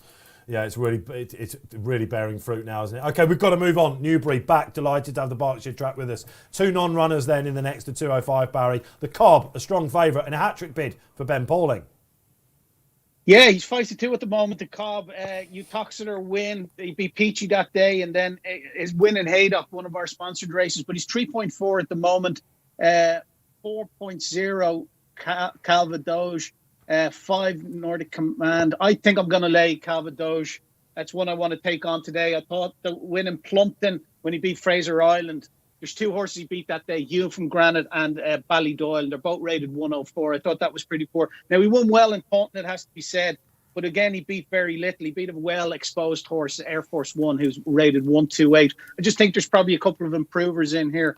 So if you go, we're just going to lay it small, Keith, please. Currently 4.2. We'll lay it at that price, 4.1, 4.2, and just take 25 quid out of it. It's not a race I had a massive opinion in, but just to try to showcase some of the functionality of the exchange, I think it's worth taking him on. Yeah, absolutely. Well played, Barry, and well played with that French pronunciation as well. You could have gone one way or the other with that. Your Gaelic pronunciation is a 101 every time, but the French... Calvados, sorry. More like a 7-2 shot. But, OK, that's what I'm taking on, which is in contrast to how you see this playing out, Keith. But Barry said that he didn't have a massively strong opinion, and nor do I particularly. Mine just happens to be the polar opposite. I do fans. I think Calvados is the one to maybe look at in this race. I was saying to you before we came on air, because of Chitabella not running and Cateson not running, and because... the rider takes £7 off Calvados here. Nothing in this race carries more than 10 stone 3. Yes. It's barely a handicap. It's a lightweight contest. Yes, it's barely a handicap. And your rider here, who's probably got a more difficult or certainly ambiguous name to pronounce, Angus Kaleda. I'm put a hard CH on there. I don't know if it's a soft one. We're nailing these pronunciations. But he is a handy £7 amateur. So honestly, the more I spend time with you on this show, the more I don't want to get involved with a quiz show. With you. Have you ever entered one of these TV quiz shows? I've been watching that University Challenge Christmas one where it's, tell you what, it's like... Waggy finger time, well, is it? It's shell and peas compared with the real thing. I think I could win that next. There we go. He's a betting editor of the Racing Post for good reason. Okay, so you'd be all right at quizzes as well, no doubt. Ends. Don't worry about it. I'm not in Keith's league, to be honest. He's a class apart, I think, isn't he? To be honest. But you're agreeing again, aren't you? Yeah, I think Calvados might be the one here. I like this Angus Challow. I think he's quite good. He rode a winner at Weatherby. Didn't have to do much at Weatherby, to be fair, on the horse of Paul Nicholls the other day. But he's a capable rider. Not sure about the Cobb. Not convinced by him. I know he's won his last 2, as you said. Good man Pat didn't jump fences very well, did he? Back over hurdles. Might be interesting for Alan King, who's got 2 in the race. But I think question marks about both the King runners, definitely. I tell you what, I like the Cobb. I think the extra distance will be in his favour. Looks like Calvados might lead here as well. Okay, well the Cobb won't want to lead after his last run at Haydock, where he very nearly threw it away after tanking through. The one horse here that will love the ground is Nordic Combined, I can tell you that as well. And again, it's a race I don't have a great opinion on, but they are off. And as expected, change of tactics for the Cobb, Tony Ennis. Yeah, the Cobb dropped in green colours. It's going to be Calvados, going to lead up for Angus Challow, riding for the owners group, and Paul Nicholls in this handicap hurdle, 2 mile, 4.5 furlongs. Heading towards the first flight. Second place for David Pipe's Nordic Combined is handy in second place. Azerti's on the inside in third, just ahead of the Cobb and Keenan Woods. And Goodman Pat is the back marker. Alexander Thorne riding for Alan King in David Sewell's colours, the old O'Crick colours at the back of the field. last of 5. But it is Calvados who's going to lead them. He's got his own way, I think, in front. Needs a length clear to in second place Nordic Combine, who's just a little bit off him over that hurdle. And a little bit slower Zerti at the back. The Cobb jumped up well, didn't he, on the outside? He's much closer now. Get the impression nothing's wanted to lead here because, Agus Kalida, are we going to go soft? We're going to go Chileda. He's sort of there on sufferance, really. Nordic Combine could easily go past him if Fergus Gillard wanted, and he hasn't done that. And even Keelan Woodsy is pulling quite hard on the Cobb, who, as you established, Dave, he definitely doesn't want to be in front. He wants to wait until a circuit's time to be in front. And the fact that Nordic Combined, old rival, of course, of Calvados, is that close. I think this is a horse they definitely don't lead with. He wears blinkers for very good reason. 2 interesting Alan King horses in this, aren't they? Good Man Pat, who seems to be he's one of those red herring horses, and Azerti's become like that a little bit as well. Yeah, he is a little bit. But with Alan, what you notice, Alan King horses are always held up. Just about always. He, if you speak to all the jockeys that have ever ridden for him, they say we have one way of riding, and you'll always see us near the inside and in midfield. Remember, Chock Thornton always used to have to ride like that, didn't he, around Cheltenham? It worked superbly for them as well. Okay, so we're going out onto the far side. What sort of gallop are they going, Tony Ennis? Calvados still in front. Yeah, it looks just steady enough, isn't he? It looks like he's still holding on to him a bit. Angus Chalady is just trying to get to relax, I think, a little bit more in front. He's still leading up to Nordic Combine, who still sits this length behind in second, Azerti in third. Goodman Pat's just dropped him behind his stablemate, and out wider is the Cobb. The Cobb he's moved up now, he's just gone back a little bit again. But I think that will. This is Keelan Woods taking over from Darryl Jacob, and he will have been told in no uncertain terms, do not hit the front until after the last. And Darryl Jacob, if you've got a horse like that, that's when Darryl Jacob is sort of at his best, certainly his most comfortable. This chap just tanked him through. It was really bad ground at Haydock last time, much sharper. He's tanking again, isn't he? Tanking again. I think he's doing a little bit too much. Yeah, I think the Cobb's doing a lot wide as well, isn't he? 3 wide, he's doing plenty. Azerti's going well, isn't he? What's the market saying then, Barry, with about 4 to jump? Yeah, the Cobb's still, Calva's just gone favourite. They're each at 2, 3.6 the Cobb and Calva, 5.1 Nordic, Goodman Pat 5.8, 7.8. They're all travelling well within themselves. There's no massive market moves. This would be a massive winner for Alexander Thorne, of course, who he famously forgot to weigh in on the televised race at Taunton, knocked his confidence sideways. Can't wait till Alexander gets himself back in the winner's enclosure. He's a talented young lad. He is, yeah. He's going all right, isn't he, on Goodman Pat? He is. Just at the back of the field. As in, he has been a horse that's sort of flattered a few times and not He's delivered. run well at this track, I'm sure, before I've heard Calvados kind of grabbed hold of the bit here. A little bit, he has. The one key thing is he's not been taken on, Barry. I think, jumping but well as well. He's been keen, yeah. I like his jumping, Calva, so far. If Charlie Post was here, he'd be telling you he'd be running lazily at the minute. These jockeys are hardly ever called the TKHs, but don't fancy the Cobb. The Cobb's just turning in. A bit, The Cobb's just running away a little bit, but I think his horse has got a bit more in the locker. So they're tightly grouped turning in. They really are. Calvados, your neck clear. Nordic Combine, very close, still travelling well. David Pipe's horse. The Cobb is off the bridle on the outside, but it's making up ground again. Azerti's on the inside, no move yet. Good-man Pat, all 5 still have a chance. 2.5 lengths covers them, if that. All 5 have a chance. Melrose, Azerti's catching my eye now. Winner. Look at those 5. All 5 have a chance still. Unbelievable. Nordic Combine. Question he can't answer. They're getting racing very early here. They are. Calvados is still there. Azerti shaken up now. Chalida's still not. He's still just sitting there. Nothing else wants to take it up from him yet. He's doing a Paul Townend, isn't he? He's confident. He's Come on, taking Angus it from Chalada. He's still got something left, I think, Calvados. Nothing wants to go past him yet. That's the only reason he's still in front. And he's getting to do loads of people screaming at the telly now saying, please don't Goodman Pat. Nordic and Goodman Pat are your favourites on the exchange at the moment. Azerti's the first to crack then, guys. Yeah, and Calvados just cracked. Nordic Combine travels very well. Nordic Combine's going well as well at the moment, isn't he? Nordic Combine towards the near side, perhaps travelling best from Goodman Pat. Calvados sticking to his guns in the centre. He's sticking to his guns. He hit 30 at one stage. He's trying to come back, Calvados. He's still in front. Nordic Combine, Calvados, Goodman Pat, 3 the line. The Cobb in 4th place, Azerti beaten. Calvados, all heart, isn't he? He's coming back on the far side. Nordic Combine's cracked. Nordic Combine is cracked. It's Goodman Pat or Calvados, Pat against Calvados now. I think Calvados is back in front again. He's half a length you might see off Calvados. Go on, Angus. Nordic Combine's gone. Oh, he's up. He's only Ennis shouting for the first time. Come on, Tony. Come on, Angus. Angus Chalada. He's coming back. Goodman Pat. The years have gone. No, Goodman Pat can't go past him, surely. The years have gone up. Go on, Angus Chalada. Calvados is going to win it. Goodman Pat is not going to go past. Paul Nichols, Calvados wins. Great ride. Angus Chalada, I'll take my hat off to you, young man. Well done. Excellent for the panel again. They're warming up 2 from 2. Keith Melrose at Newbury as well. 2 front runners so far at Newbury we've had, guys, haven't we? It was a race that, being in front, he was nothing. They could have gone past him whenever they wanted. They didn't want to.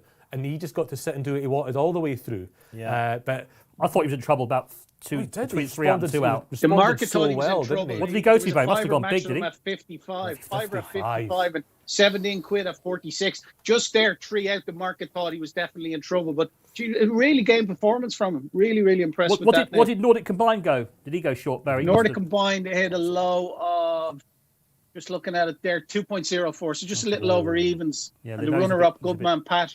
He's a kidder, isn't he? Hit Good a man, low Pat, though, of isn't he? 5 to 2 off, 1.41, but he looked the dog at a bit, did he? He is a bit like, it's a funny old thing. Look, we're going between the last two here, and Goodman Pat's already wanting to throw his head in the air. Pat does not deliver. Oh, You can tell I do headlines. dear me.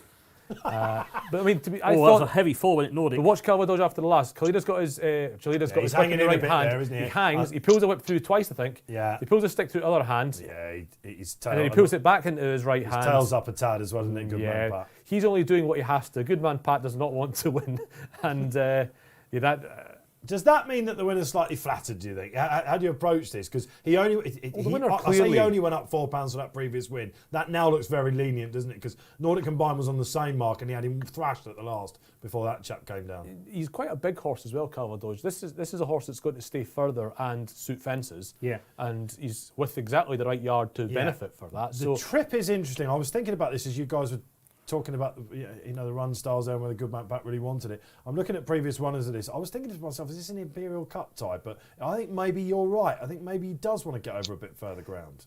Does, and he'll want further than 2.5. He'll probably want a fence. I will be watching out for him next year when he goes over fences. Yeah, Long time ago, it seems, since Whisper, the poor ill-fated Whisper, won this race. Of course, he went on to Grade 1 success. Were you with Angus Chirada? And 2 from 2 now, Paul Nicholls on the mark. He's got Brave Man's Game coming in the Challow at 3:15, domestic Grade 1 action. When Time Hill won the Challow last year, it looked a little bit substandard, didn't it? That's been borne out. Not this season, I don't think. We've got some very progressive horses going for it. What wins the Challow? Let us know here on RP Live. I hope you're enjoying the coverage so far. I certainly am. It's a great way to end the festive festival. We've got to go back to Leopardstown, of course. So much to talk about. It's just more Grade 1 action, Barry. St. Ra for Willie Mullins. He's on a 4-timer. Yeah, and he's been really well supported to turn around that neck defeat into Morgiana with Abracadabras. He's 2.92, 4.4 Gordon Elliott's charge. Abracadabras' spot tire 6.6, 7.4 Sharjah, who's gone for a treble of wins in the race. Sadlier hasn't been gone unchecked in the market. He's 11.5 and it's 20 bar. This is a fantastic race. And it's going to be a fascinating race from a tactical point of view. Obviously, what happened in Punchestown, the JP McManus and Willie Mullins camp will want to see this turning into a sprint. So I'd say this is going to be more emphasis on stamina here today as opposed to tactical speed. But I still like Abracadabras. They're putting a first-time tongue tie on him again today. I think that'll elicit further improvement from him. And I'm going to back him. But I'm going to look to lay him back in running as well, just in case. So if we could, Keith, if you could back him at around a 4.5 mark, 7-2, which I think is an eminently fair price. And we have 50 quid on him, and then go to the lay side and we'll select to lay him at around the even money mark. We'll back him first. Yeah. I'll keep that. I'll confirm that bet. Yep, we'll get that. That will get taken at some point, and we'll also lay him at the even money mark. Now, does money tend just go? Barry, does money tend to congregate around those places like even money? Would you want to go a bit higher or a bit lower? No, I'm happy. Like some people would say that you go 1.98 or 2.02, but I'm happy just to go the evens for the purpose of this. Okay, what we're trying to do here. So, flat 2, yeah, and look to take say 100 quid of the backer stake there, yeah, okay. And then go place bet. Place bet. Yeah, and then it'll ask you to keep the bet. Yes, so just so everyone knows that when that goes in play, because we've selected keep bet. Ordinarily, bets are taken down if you don't select the keep bet function as soon as the race goes in play. Select the keep bet function, and it does exactly what it says in the tin. So the bet will stay in play for you to get matched. Talking about we had that little talk about 2.02, whatever. Because it's something I do this. I'll sometimes put in these in-running lays. Do you know the stats in terms of where the money tends to congregate? These in-running lays where they get put in? No idea. And it's not something that I've ever investigated. But you'll have people who just they sometimes think themselves that they have a better chance getting matched at 2.02 as opposed to 2 or 1.98 as opposed to 2, whatever tickles your fancy. Really, those of us who've done it, there's always been times in our time doing it where you put in a lay at 2.06 and the horse has gone to 2.08, and that's the shortest it's gone, and you've ended up not getting matched. And it's one of those sort of psychological things. But there doesn't seem, there's obviously no rhyme or reason to it. Personally, I think if Abracadabra trades short, I think he'll trade odds on of anything. He's a horse that won the Future Novice at this meeting last year, Barry, wasn't he? What about the ground for him? The one thing that we saw as we were going overhead, that lovely overhead drone camera, as Keith was mentioning on the chase course, it looked a bit more churned up on the chase course to me than it did the hurdles equivalent. That'll be in his favour, won't it? Yeah, I don't think the ground's that bad at all. Leopardstown drains so well. They've actually come in for a bit of stick that it's nearly too good up there at the moment.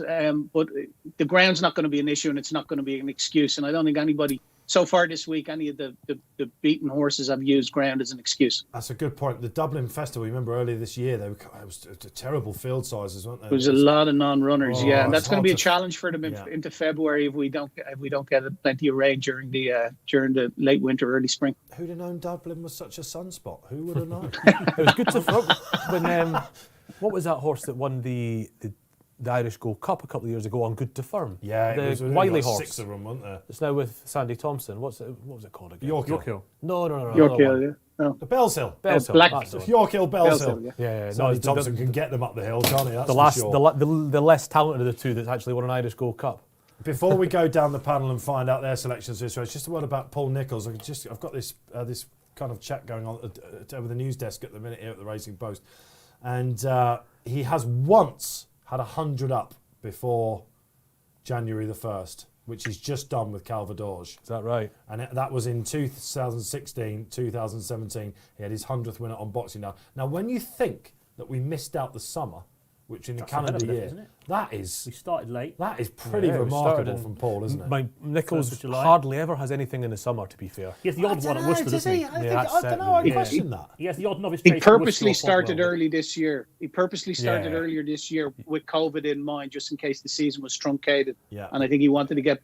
You know what it is with Paul every year. He wants to be champion trainer. Well, obviously it's a byproduct of a successful season, but he wants that title. He wants his name up there, and it's very important to him. With Nicholls, it's great that it's so overt because you know what his incentive is. You know what his driving force is all the time. Sure, of course. Absolutely, yeah. I think that's why punchers like it. Absolute genius of a man. Okay, I'm Sam White in this. I think he will reverse form. Just when we covered it here, Barry, on RP Live, I tried to not overthink this, and I just thought, look, I wanted to be with Samoa in Ding Ding round 2.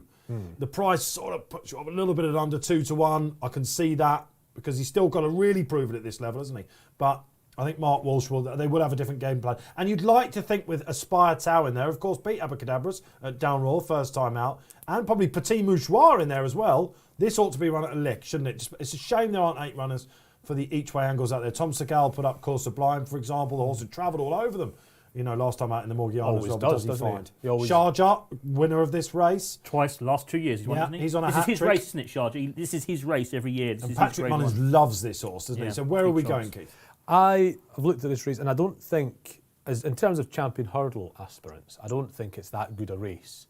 And Salday's only run twice since he was a juvenile. The first time he was going to beat Espoir Delaine that won the champion hurdle, obviously, the following March. And the second time he won the Morgiana. That wasn't the best Morgiana you'd ever seen in your life, but this horse has clearly got the ability to match the champion hurdle standard horses in Ireland, of which this lot aren't the best crop you'll ever see. He's come back from this one, you're taking a chance on his fitness, but on class, he should be in among the favourites, and you can get double-figure odds on the machine. So I thought in a race where none of the others really truly inspire me as champion hurdle sorts, I thought he was one that I would more than happily chance at the prices I'm being offered. Okay, the second and third favourite for the champion hurdler in this second team. and the fifth favourite as well. That was what. Yeah, we spent the whole of January.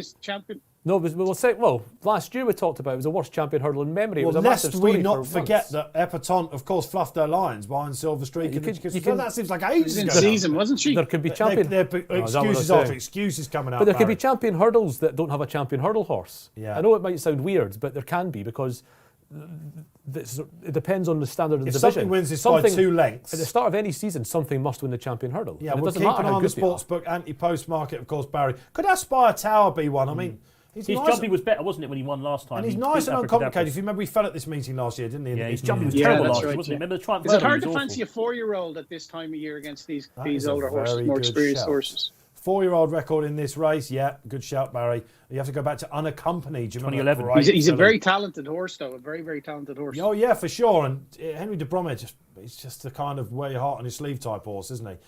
So look, fascinating race. Where are you going? Good luck wherever it will be. We're about 4 or 5 minutes off the feature at Leopardstown. After Monkfish, would you believe it? We've still got another grade 1 to go. It is the 225, the Matheson Hurdle. Won in previous years by, obviously, as Enzo said, Sharjah going on. Didn't Hurricane Fly win it a load of Hurricane times? Fly won the hat 3 trick. or It was 4. Nichols Canyon. 100 times. Petit Mouchoir has won this. It seems Yeah, such he's a long back time. in He won again. it 4 times. Yeah, of course. Unaccompanied, the last 4-year-old to do it. Okay, 3 socials on the screen. Good timing, Rob Lee in the gallery. Let's see what we got. Joshua T comes on. Sharjah. Keep it simple. Lots of people going for him. Trevor Clark goes for Aspire Tower. Fresher horse this year. Interesting, absolutely. He's been kept fresh since down one, hasn't he? And Matthew Wilson, good on to have you on. Need Aspire Tower for my treble with Concertista and Monkfish. Now that's interesting, the treble, isn't it? 2 short ones. Solid. And then go for it. Take Let's a go for glory. It's still one at the wall. If he wins, my old son will be giving you a massive shout. I've got Do not worry a about champion hurdle market up here. Go on. Concertista's 21, 20's on the machine for the champion hurdle. That tells you the sort of champion hurdle we're looking at, if I'm honest with you. You know, and the division is very open. Yeah. There's a chance, whoever wins this will be second favourite for the champion hurdle. Going into the Christmas, a Boxing Day race at the Christmas Hurdle, it's 6-4. I know it's easy to say it now, but it looked, I was like, 6-4, really? Is that because St. Ralph fluffed his lines last time? She had looked. I mean, the champion hurdle was the only time where she had to have her stamina tested, and she came through that very well. Hosed her. Because the divisions never looked strong behind her. Everybody knows that at the start of the season. We talked about how poor last year's champion could have been. You know, you're backing horses that were on the verge of retirement. It does seem a little while, doesn't it, since we've had a Brave Inca type champion hurdle where he's got these old rivals, Archibald, you know, Harder Eustace, for example. Well, they weren't a great bunch either. You know, they were very likeable horses. But in terms of champion hurdle, A Graham class. Rodway type comment just come out there from Keith Melrose. Were they better? Did they record an RPR but higher than about 165? Up in arms. Yeah. Brave Inca. They were likeable. They were lovely. I loved Brave Inca. Worldie. I loved Brave Inca, but he was never. Did he ever run it higher than about He 165? didn't do much in front, did he, Breivik? He would never be flashy, would he? He'd always No, I don't be think flat he- to the boards and he'd scramble home. Hurricane Fly would have beaten him by 5. Can't wait to see the comments from the O'Learys, whatever happens for Abracadabras. Did you read that great piece with David Jennings in the lead up to Christmas where he loves the headline, Michael O'Leary, doesn't he? He said, he'll always find a way to lose, I think. Abracadabras, his brother just looked at him, what on earth are you on about, man? Which is Money for extremely Sal harsh. Ra, I think, here. Favourite. Yeah, I mean it's the angle, isn't it? Again. Willie Mullins looking for the 4-timers. Yeah, the Mullins angle, isn't it? Yeah, I He's mean, had 15 Christmas winners. Willie yeah, Mullins. so consistent, Abracadabras, isn't it? The tongue tie is an interesting angle for him. I seem to remember he clouted one on his way round prior to winning the future champions last year. So look, we're in for an absolute crack up. Tony Ennis is going to be calling this one. Who are we expecting to lead then? Aspire Tower, Barry? Aspire Tower, yeah. Petit Mouchoir? Sadlier could be prominent. there. Petit Mouchoir could be prominent. There's going to be plenty of pace on. The emphasis is going to be on stamina today, not practical speed. This would be some training effort if he got Saldier to win this, I think, wouldn't it? I mean, not seen since beating Petit Mouchoir in the Morgiana in 2019. No winners in the last 10 years, and probably the last 20 that have come here first time out. But he's trained by the man, and he's ridden by the man as well. Mullins and Townend combined on just the 6-year-old Saldier. Coeur Sublime, at some point in the run, Barry, he's going to go short, isn't he? You would imagine so, yeah. He travels so well, doesn't always find a whole lot off it, though. That's the only thing. But the favourite was getting hammered there. He's in 2.74 now. And Sadlier is another one that's been really well supported, having been mashed at a high of 50. Sadlier's at 15 now. He's steady enough at that. I think they've just jumped off. They have jumped off. Off and running then, and Petit Mouchoir up eyeballing Aspire Tower. Previous winner of the race up against a young come-up, Tony Ennis. Yeah, Aspire Tower's gone on. Last season's Triumph Hurdle runner-up to lead for Rachel Blackmore's got a length and a half clear now, Aspire Tower. To Petit Mouchoir, the former winner of the race, is going to sit in second place. Now trained by Gordon Elliott, of course, formerly with Henry de Broglie. He won this race back in 2016. Over in third place on the outside is Saldier, and then comes Saint Ra, the favourite, who's settled well into about fourth place alongside his old rival Abacadabras, who's on the inside for Jack Kennedy, and the back pair are Sharjah, looking for a third straight win in this race, the green cap, and Coeur Sublime at the back for Keith Donoghue in those stripes. He's going to be held up for a late run. But Aspire Tower, as we thought, is making the running. And on the outside, Saldier is going to sit quite close. Third place, Petit Mouchoir. Favourite in fourth, Dave, at the moment, Saint Ra. First thing I want to say about this, Keith, is he's not going to let Abacadabras get first run on him this time, if indeed Abacadabras gets a run.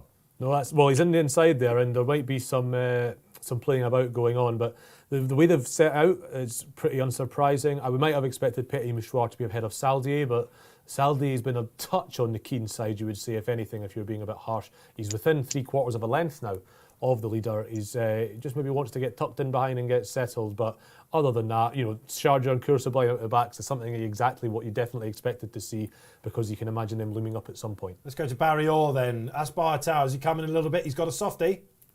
Not really, no. 5.9 at the moment. Betfair SP is 6.85. Saldier is into 10. He's probably the mover so far, but the in-play market won't really start kicking in until, obviously, if there was a fall or until they probably turn now the back straight.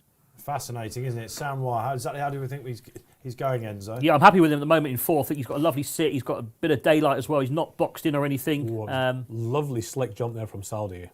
Yeah, but at the moment, there's nothing really happening. No cards been played at all yet. They're still very steady up front, Aspire Tower. Have we got a genuine champion hurdle contender in this? We'll find out in about a minute and a half's time, you'd imagine. Aspire Tower's going well in front still.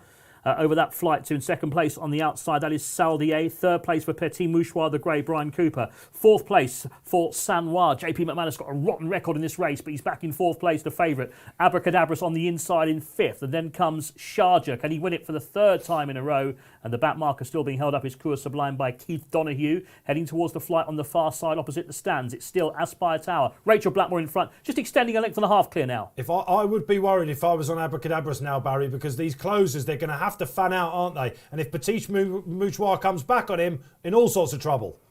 Yeah, Brian Cooper might let him up his inside, though. You'd never know. Yeah. See how it transpires. He's not in a great... yeah. You'd be hoping that's for sure. He's never finished out the first two, Abracadabras. All to play for then as we go on to the far side. Yeah, about to take that left-hand turn. Heading now for the final 5 furlongs in this Matheson Hurdle Grade 1. It's still on the inside, Aspire Tower. And indeed, he snuck up the inside in Abracadabras. Yeah, Petit Mouchoir's just got backwards, which has Thank helped you, that Brian Cooper. Saint Noir's got a wide there. He's just fiddled that hurdle, Saint Noir. He's in third place. Not the slickest. You have to go to get to the one in front. Yeah, I think here comes Sharjah. I tell you what, he's doing what he does well. So, this is Sharjah all over, really, isn't it? Sharjah, yeah. Always look at Sharjah. Always look at Sharjah. What will they find? Yeah, but here we go then. Aspire Tower. Saint Noir's got a chance now in second. Don't forget, he got up the hill, Saint Noir, didn't he? No problems in the county hurdle. He's coming to take Aspire Tower, or is he? Is not completely beat here. Sharjah's still on the bridle as we thought. He's sat up on Saldier. Sharjah's going to do him, isn't he? Slight mistake on the middle by Saint Noir. Sharjah now on the outside of Aspire Tower. He's very game. He's going to get past. Sharjah's gone past Aspire Tower. And Sharjah's going to win He's 3 Matheson hurdles on the bounce. Hats off, Paddy Mullins. Willie Mullins, a 4-timer. Patrick Mullins absolutely Petit Mouchoir for third. Wow. Near last to first then. Fantastic scenes. We'll get the story of the market in a second. What does he have to do to win a champion hurdle, this chap? Put his head down. Oh! Do you see him there? That Regal. is a bit harsh, isn't Regal, the head carriage. He delivered when he went for him. He did. He went that well, and he didn't. You can't really complain at him there. But when the champion hurdle last year, he was coming to the last. Yeah, was that when the head just went back a bit? As he goes past, you saw the head. It was like a crane. But no, obviously a horse that has loads and loads of ability. You just imagine. You certainly would imagine that Hardy Eustace and Brave Inca would outbattle him. But those two world classes. Those two very admirable. But some bubbles burst there, of course. Abracadabra's disappointed, wasn't he? Saint Noir disappointed as well. Every chance, really. He did indeed. Every chance. He sat up on Saldier. I don't think he was fit, probably. I just wonder whether they're struggling for tactics a little bit with Saint Noir at the minute. That's the first thing that comes into mind. He's not finished off the race at all, though, is he? They changed it up after Punchestown, and I'm trying to remember what they did with him in the county hurdle. I think he just enjoyed coming through hurdles. The way Petit Mouchoir's passed him late on would be a concern. He was on the outside. He didn't get any cover, Saint Noir, did he? And he was perhaps still. Can't have him on your mind for the champion hurdle, could you? Aspire Tower's on a blinder, isn't he? How far's Petit Mouchoir beat there? 4 or 5 lengths? Yeah. He looks. Is that is that form you want to see if you're I'm looking not at a convinced champion hurdle? by this race at all. No, absolutely the champion not. hurdle guide. I mean, it's a good race as it is today, but going forward, I wouldn't have any of those in my mind for Cheltenham. Second, of course, Sharjah in the champion hurdle back in March. I think Epatant's tightened up a little for the champion hurdle. Wouldn't surprise me. Let's go to just, Barry Orr. just Then. a little Story of the bit. market, first of all, Barry. Aspire Tower, did he go low at any point? Hit a low of 4, Aspire Tower, 7.8 sadly, or San Roy hit a low of evens, but no real significant in-running story. It's probably a good run from Aspire Tower, but getting £3 off the older horses. Yeah, Abracadabras didn't perform to his level. San Roy was disappointing, and it was a decent run from Petit Mouchoir, who stayed on again to finish third. You'd probably see him getting stepped up and tripped. Yeah, I think Abracadabras, unless he can come out back from somewhere, he's going to be over fences next year, isn't he? I would imagine. Samoir as well. That might beckon for Samoir as well. What do you make of that then? Aspire Tower, decent yardstick though for us, of course. Is he? Because he's still unexposed. I don't know how he good beat he is Abracadabras last time, doesn't he? We've got the juvenile form. I think I'm looking at that form. I think it's weighed down by Petit Mouchoir more than anything. When I'm looking at the form, I'm thinking, was Aspire Tower the one I want to hang it on? I think Petit Mouchoir drags it down. That was his first run back with Henry de Bromed, of course. He was third, wasn't he, in a Galway? I don't know, that's a bit harsh, I think, Keith. What's harsh about that? What's harsh about that? Well, he's 160 odds. We know that now, don't we? He ran to 159 in handicap when last seen at Galway. But he's only 4, so I'm saying that he could be improving in the long run. I meant Petit Mouchoir, sorry. to drag it down slightly. Oh yeah, but I mean, he's a 160 horse at best, isn't he?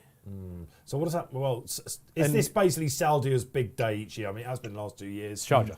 Sharjah, sorry. He's going to be 8 next year. I don't know. The way he's won that, granted some good ground at Cheltenham. That probably was against him a little bit in March, wasn't it? I think they've always thought he was a proper top of the ground type horse. You remember we got beaten in that Galway handicap when we last saw him. 5-2 favourite, wasn't he, over Patrick Munners on. Patrick Munners adores this horse. You will get all the comments there and the beaten horses as well in your members section, or indeed your Racing Post tomorrow morning. Fantastic site, wasn't it? What price then, Epatante now, Barry, on the sportsbook for the champion hurdle? She hasn't changed. She's 11-4 still. San Roy 10 from 9-2. Abracadabra 16 from 5. Aspire Tower 10 from 16. The Exchange actually has Sharjah second favourite for the champion hurdle. Probably would be. As we said before the race, whoever wins will be second favourite for the champion hurdle. Paul Keeley was keen on that today, of course, in his Sizzlers. Happy days, Paul, out there. It's been a good day. He's second favourite on the sportsbook as well. He's an 8-1 chance. 8 from 16. He's 8 to, sorry. Makes a lot of sense, doesn't it? But more questions than answers potentially in the champion hurdle division going into 2021. Lots of money queuing up to back Concertista for the champion now. I don't know what's been said. You've got a feeling you might have called one there. I don't know, but Willie might have said something positive after the mayor's race. You might think if that's sort of She'd have more chance than San Juan, wouldn't she? What else has he got for the mayor's race? I'm not sure I'll go that far, but you know, it's what else has Willie got for the mayor's race? He's got hundreds of mares, hasn't he? He usually does, but yeah, that's his main winner. He would always go for the weaker race, wouldn't he? Exactly. That's what puts you off Concertista. But at 20s, maybe some of you will agree. Benny to do maybe for the mares, doesn't he? Benny to do. Yes. There's a forgotten name, isn't it? Benny to do, of course. For whatever he runs first time out, he usually wins it, doesn't he? We must move on then, because it's Mandarin time at Newbury. And 3 mile 2 on the chase course there. We've been served up some real treats so far. We've still got the Challow to come in around about 45 minutes time. But for now, a wide open handicap. Barry Orr. Yeah, it's 13-2 the field, as you can see there. 7.6 Cuban Pete, Redford Road 8.2, 10 Champagne Court Amateur is 10.5, 11.5 Nestor Park. You have to go a long way down to get to my selection, that's for sure. I fancy Get on the Jaeger. He's an old war horse at this stage, but he's on the lowest mark he's ever been over fences, and I think the stable are in good form, and it's a mark that they could well exploit. So he's 14 currently on the Betfair Exchange. So what I'm going to do is I'm going to back him win and place, Keith. We're going to have 25 quid on the win, and we can be price takers here, and 25 quid on the place. When you go back a couple of years, when he beat Remisy, the tie 7 lengths of Fontwell off 128 over 3 mile 2 on heavy ground, followed up in Weatherby, but he hasn't won since. He was 5th behind Darlac and Wincanton. Now, he's beaten a long way, but that was off the back of a break of 281 days. And like I said, he's now rated 1-2-2, and that's a career low for him over fences. So it's just such an open race, this, and he's a horse. Just last night when I was going through them, I thought he'd go on the ground and he could improve significantly for that run behind Darlac. and the stable are in good form. What would definitely say and get in the Jaeger's favour is they have got him lined up for a race at this time of year before for the Roland Merrick. He won the Roland Merrick, didn't he? Yeah, he did. But they lined him up for it too. Dan, what did he say? He said he's got he's going with plenty of zest at home. I'm paraphrasing here, but he got plenty of zest at home. There, I'm sure there's a race in him any time. A forgotten horse then, a forgotten saying as well, isn't it? With all the boozers in Britain and Ireland, pretty much. At this time, there's plenty of Jaeger being drunk. You have to be pretty hardcore to get on a Jaeger yourself at home watching this show. We know some of you are. That's a bit of a stiff one, isn't it? Let's face it, I'm a claret man myself, perhaps unsurprisingly. Jaeger man, Keith? Not since I was a student. Again, you've been swatting up for too many quizzes, haven't you? Maybe that would help you go to the next level. Jaeger bombs, yeah. I'm being told selections. Are you a get on the Jaeger man? You're not. I now remember what you are. You're going with some royalty here, but right upsides him in the market. Yeah, I'm going for King's Monarch, the next one down in the market. I like that. He wants to go 3 miles-ish in very bad ground. He doesn't quite stay the 3.5 at Haydock, which is what he's fielded in this year and last. Time before, he dotted up in Foss Last Heavy. I think I'd have been even happier if this race was a bare 3 miles, but I think he's well worth chancing. You're getting 14-1. He's well worth chancing for me. Okay, that's interesting. Taking a price then. Tony Ennis. I went amateur at this race yesterday. I'm not sure now. Still think it's got a chance. I'll stick with it. Redford Road, I think he'd be interesting, wouldn't he, if he came back to his former last year? Just mentioned the two that I was interested in there as well. Yeah, those two. That Royal Pagal was probably one of the best handicapped horses we've seen, certainly over the fences during the Christmas meeting that hosed up in the last on was it the 27th, wasn't it? I think. Yeah, it was impressive. I watched it last night as promised. Yeah, he said he had a bit of catching up to do. He's done that now. Again, this chap was well fancied. I think if you go back to his Albert Bartlett sort of form, he wants this sort of track. I'll just see Newbury suiting Redford Road. But amateur was the other one. Yeah, we did talk about it, didn't we? Yeah. Right at the bottom here. First time wind operation. Harder race than he'll be used to. That's the only thing. But there's a lot to like about him. I can see. Yeah, he was one that sort of. I prefer those a little bit lower down the market than the actual favourites for this, which is a race that I like that look to a race. We've not even mentioned Cuban Pete, have we? Of course, trained by Royal Pagal. It's trainer Venetia Williams. Very impressive, wasn't he? Hereford, Stratford, the other win, wasn't it? But this is going to be a bit more difficult. That was my thinking. This is. It's a lot more acid test time then. Oh, we're coming up to the Mandarin at 2:40. Good luck wherever you are playing. The horses are jockeying for positions. We can see it. Looks like Django's going to be up there as well. He's a horse that I saw a little bit of money for him as well. He's a horse that just hasn't really delivered, has he? But get the feeling with these John Joe horses, they do bounce back. Nesta Park is in the race. Keep thinking he's going to bounce back at some point. Luca Morgan taking off 7. Man of the Mountain, who Emma Lavelle thought might just be a Ladbrokes Trophy horse if he could get it together. He was disappointed last time, but very progressive before that. And Champagne Court, Paul Keeley's real project horse, this is in danger of becoming a cliffer. Another chance to stay, a final chance to stay for him, I think, Keith. The ground would be a bit of a worry. Keels is giving him another chance because he loves the horse, and I've got sympathy with that position because I know horses that I would give chances against my better judgment if I've always liked them. I don't think he'll stay. Yeah, very much so. Cliff horses. Django, I'm not convinced about his attitude.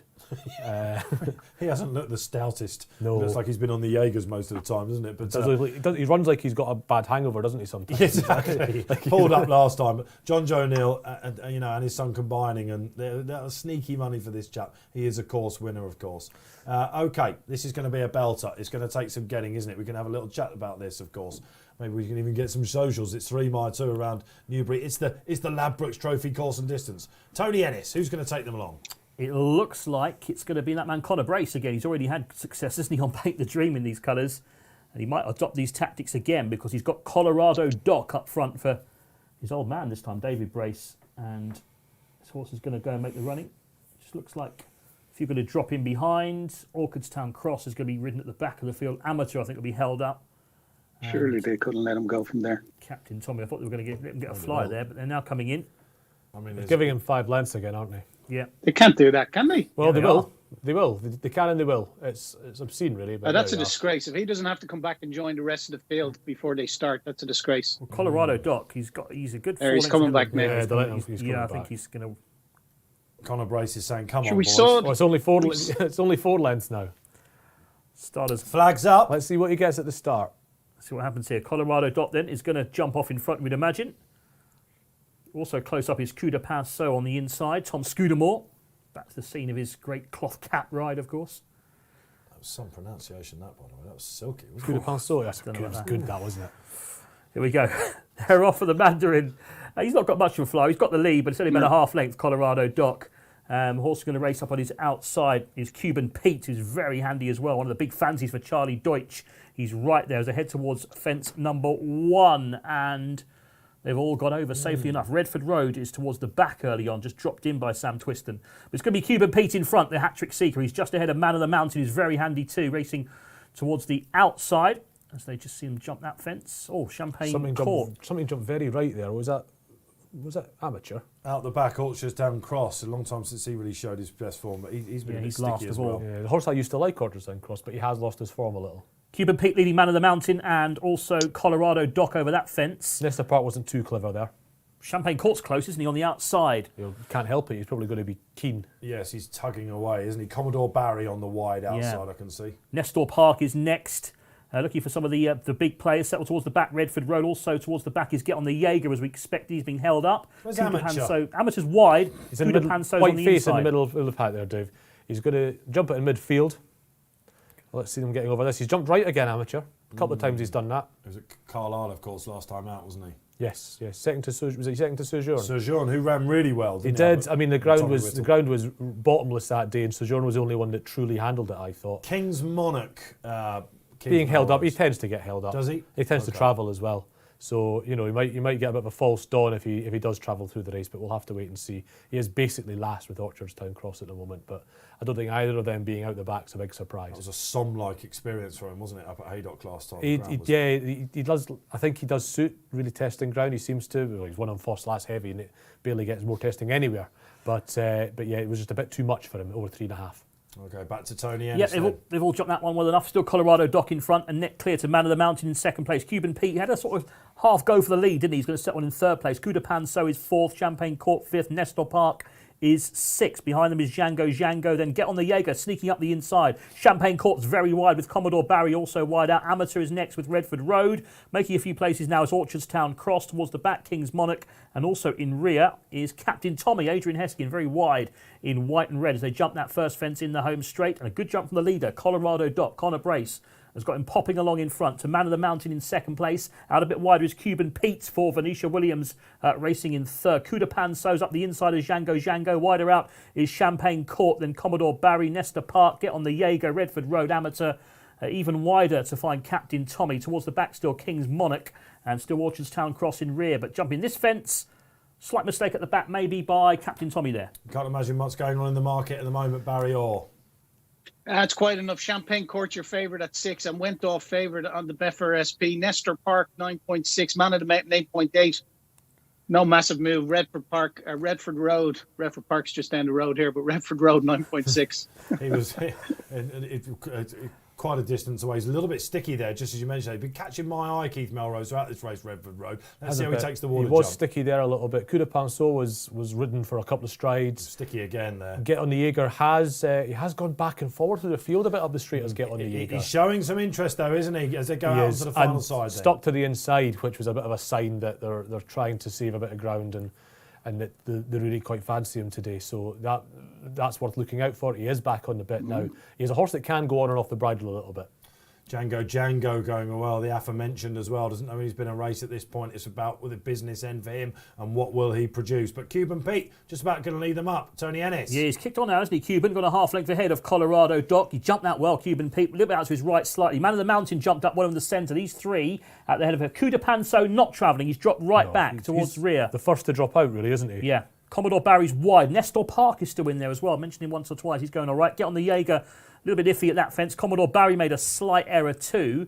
But up front, it's Man of the Mountain and also right there is Cuban Pete. These two still leading. Champagne Court is very close though, isn't he, on the extreme outside. These three. Nestor Park, fourth. Fifth now, just dropping back a bit is Colorado Doc. Amateur's creeping into it. And then Get on the Jaeger. Redford Road is creeping into it too. He just needs to jump a little bit better, Redford Road. He's been a bit sticky, but he isn't half travelling. Yeah, a few going well, as you can imagine at this stage. Man of the Mountain next down the back, with Cuban Pete still there. Nestor Park has tanked up between them for young Luca Morgan. On the inside is Colorado Doc fourth. Get on the Jaeger fifth. Redford Road 6. Amateur 7. Django 8. Wider out Champagne Court still in there. And then a gap to find the improving Orchardstown Cross. Commodore Amateur. barrier mistake. Amateur's catching the eye, isn't he? Yeah, he's going well. Come on, Amateur, get into it. Travelling nicely at this stage. Here he goes, showing his true colours, the course commentator. Yeah, can't do that at a race call. Man of the Mountain up front with Nesta Park. Cuban Pete still going all right. Colorado Doc. Just niggling, get on the Jaeger, isn't he? Django just come off the bit. I'll tell you what, nothing's Redford's going going well. better than Redford Road. It's just all about the jumping up the home straight now. Yeah, Redford Road going well. Amateur going well. Those two improving, catching the eye. Cuban Pete still not out of this on the outside. Man of the Mountain still has a chance too. It's the cross fence. Yeah, 5 out. We'll Cuban fan Pete. out here to see it. Let's see how they jump it. Man of the Mountain's right there with Cuban Pete, Nesta Park, Champagne Court. Redford Road jumped all right. Yeah, he did. Amateur still there. Get on the Jaeger ridden now. Then comes Colorado Doc. 4 left to jump. Still Man of the Mountain up front with now Cuban Pete, maybe the first sign of a bit distress. tight there on the Orchardstown Cross inside. picking off a few. He is Orchardstown Cross, creeping closer. Rex Dingle. Hanging on to the It's back a of the main perfect pack. split for Oh, Sam Redford Twiston Road Davies. is going well. He must be favourite now, mustn't he? Redford short in running, I'd imagine. Barry. Orchardstown Cross is really tanking. This is going 4 to get out, placed. Barry At is least 4 placed. Redford going clear. 2.50, 6 to 4 Redford Road. Just about, you've got to present him. Yeah, No. okay, so Nesta Park. Nesta horse- Park, I don't think this horse battles, so He we'll have had to see. some really hard races over hurdles. I remember up at Newcastle when he won, it was awful ground. But between him and Amateur and Redford Road. Nesta Yeah. Park 1.80. Oh, he's gone again. Nesta Come on, Park's Redford, kicking fill on. your Oh, lungs. he's just tanking through this, isn't he? Nesta Park still going well. Amateur has a chance in second. I think does. Redford Road might have gone. He's back in third now. Oh, dived over at Nesta Park. man. Amateur, will he pick him up? He's got about 4 legs to find. This horse has got loads in hand, hasn't he? Cuban Pete's running on again, gone third past Orchardstown Cross. Redford Road's gone out Tell you what, quickly. Amateur's not done 1 with left it. to jump. No, Come on, Amateur, close Amateur it down. hangs a bit right, so you might go the right way for it. Nesta Oh, Park no, through no, the no. top. He's in Oh, made a Hey, mistake. There we Amateur's go. got a chance. Amateur's got him. Come He's on, got him. Enzo! Come on, Amateur, go at him. Amateur's now gone past him. Jamie Barger. Oh, he's pulling up. No, he's going to find. He's He's going going to to do find loads, enough. Amateur. Stays well. Nesta- Johnny Flint, Here Amateur. wins. Nesta Park is Nesta again. Park's He's gonna let finish himself down a second. little. He's coming back at the line, but Amateur wins. Nesta Park second. They're miles clear of who's going to get third. Cuban Whoa. Pete was running on again. He's got Yeah, third, isn't he? just ahead of Orchardstown fourth. Cross. That was better from Orchardstown Cross, actually. We'll get to that. Keith Melrose called it 2 out. Not the heartiest battler as old Nesta Park. Still well handicapped, isn't he? Luca Morgan taking off 7, but Amateur bumped into a put good it one up, last Keith. time. No, Enzo put. It was Enzo. It was Enzo. Has to get Well one done, right great eventually. shape. Eventually. Great shape. It's about time we have to give him some credit. The runner-up traded at 6 is on 1.16 is for 4.5 known- 4,300. for a 10 known. to 1 winner of the For a Mandarin. known loser as well. To Yeah, do for that. a known blouse. Yeah, Redford Road disappointing there. Well, that's twice he's run up short now, despite the ground. Yeah, he was trips. he was very disappointing off the bridle, wasn't he? Yeah, yeah. Maybe those errors mounted up. Wasn't that a treat then? The Mandarin, the well-established handicap. Where do they go with Amateur now? Then do you think mark a 109? So you're talking. Is it Midlands National horse? Something like that, couldn't Yeah, it? he could, well, he'll go up what? He'll probably go up to the. He won't even be 120. He'll still be eligible for not to 120s if he was off 109 there. Yeah, Jamie Imagine that. Bargari. Won the Mandarin last time. I'm now in 100, not 120. Yeah, I know. Well, listen. I like him in chases. I think he's very good. He's a good rider, isn't he, Jamie? Yeah, Yes, he he is a had good rider. A couple of seasons ago, didn't he, with Nigel Twisters, Davis, where he yeah. really He's came now to the sort of having fore. to do his own thing. and he's Bad been all injury, right. I seem to remember, and just taking him a while to get back. Lovely to see, though.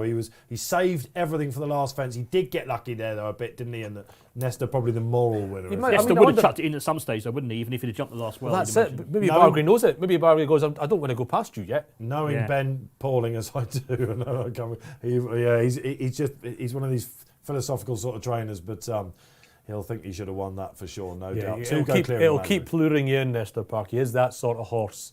But Amateur is the one that you want to focus on because the options for him are going to be vast. He'll be rated about high 110s after this, and you can go for. I mean, the Midlands National, he'd probably be out the weights, but you can end up. Yes. What race? I mean, what could you wait a month and go for this? When's the 120s? Sussex Nationals end of January, isn't it? Nafnal, as Bruce Millington would call them.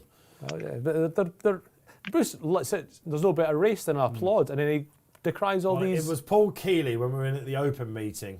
He said I sometimes think these regional nationals, I don't think much of them, and Bruce cleverly came in and said you could call them Nafnals. Well, that's because Bruce has been a headline writer for 30 years. A very good one. The at Sussex that, one the might be ideal Sussex by Plumpton, mightn't it? Nafnals. Yeah, 3.5 miles up Yeah, Plumpton, might be and alright he's for less amateur. competitive race really than this. It's a 135 or something, or 140, so he'd still get in the weights. Yeah. So yeah, I'd be looking at that sort of race for him. A big prize for John Flint. Fantastic to see Jamie Bargari. Wind operation has worked. Travelled at Carlisle last time.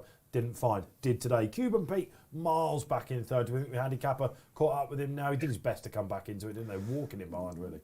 Yeah, it was the first two came so far clear. You're not thinking anything else has got. Champagne Court for the people that would have followed him with kills, and it's a bit of a project this, isn't it? He'll find himself well handicapped on the right ground at some point. Yeah, there was another horse in those same colours that was exactly the same, but it was also Champagne something, wasn't there? Champagne. And it was on a Champion Court. Because the guy's a lawyer, the owner's a lawyer, I think.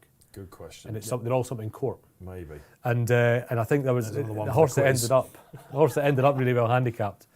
Just because he could never quite, he was a bit tripless and could never quite find his right conditions, and ended up dotting up one day when he found it. It might have been at Market Raisin or something. It's a great race, the Mandarin, and it didn't disappoint, did it? I just hope we're not disappointing you out there. We get some great feedback at the moment. All those social media comments piling up. Keep them coming. Indeed, we'll get a breather after the Challow. Our next race at Newbury, that's in around about half an hour's time. Grade 1 action still to come here on Racing Post Live. Whether you're watching on YouTube or Facebook Live, get your comments in, like and subscribe. That's what it's all about. A final reminder, I think. You can get one of these marvellous hoodies. Look at this. Who's going to win that very hoodie, Dave? Is somebody going to win that specific one? It's possible. The one that's been touched. The one that's been touched. So the hand of Orton. Well, the hand of Orton. So far, don't suffer the same fate as poor old Diego in the next couple of weeks. But the guys in the gallery have been sporting these. They haven't taken them off all Christmas, don't think. So don't worry, we won't send you them. But you just have to comment. Get your comments in about the racing. We'll give you a shout. Have a feel of it, Dave. Coming to you on New Year's Day. Oh, yeah. Enzo Good throw. No, that's skillfully avoided Enzo. It's a good quality zip, that.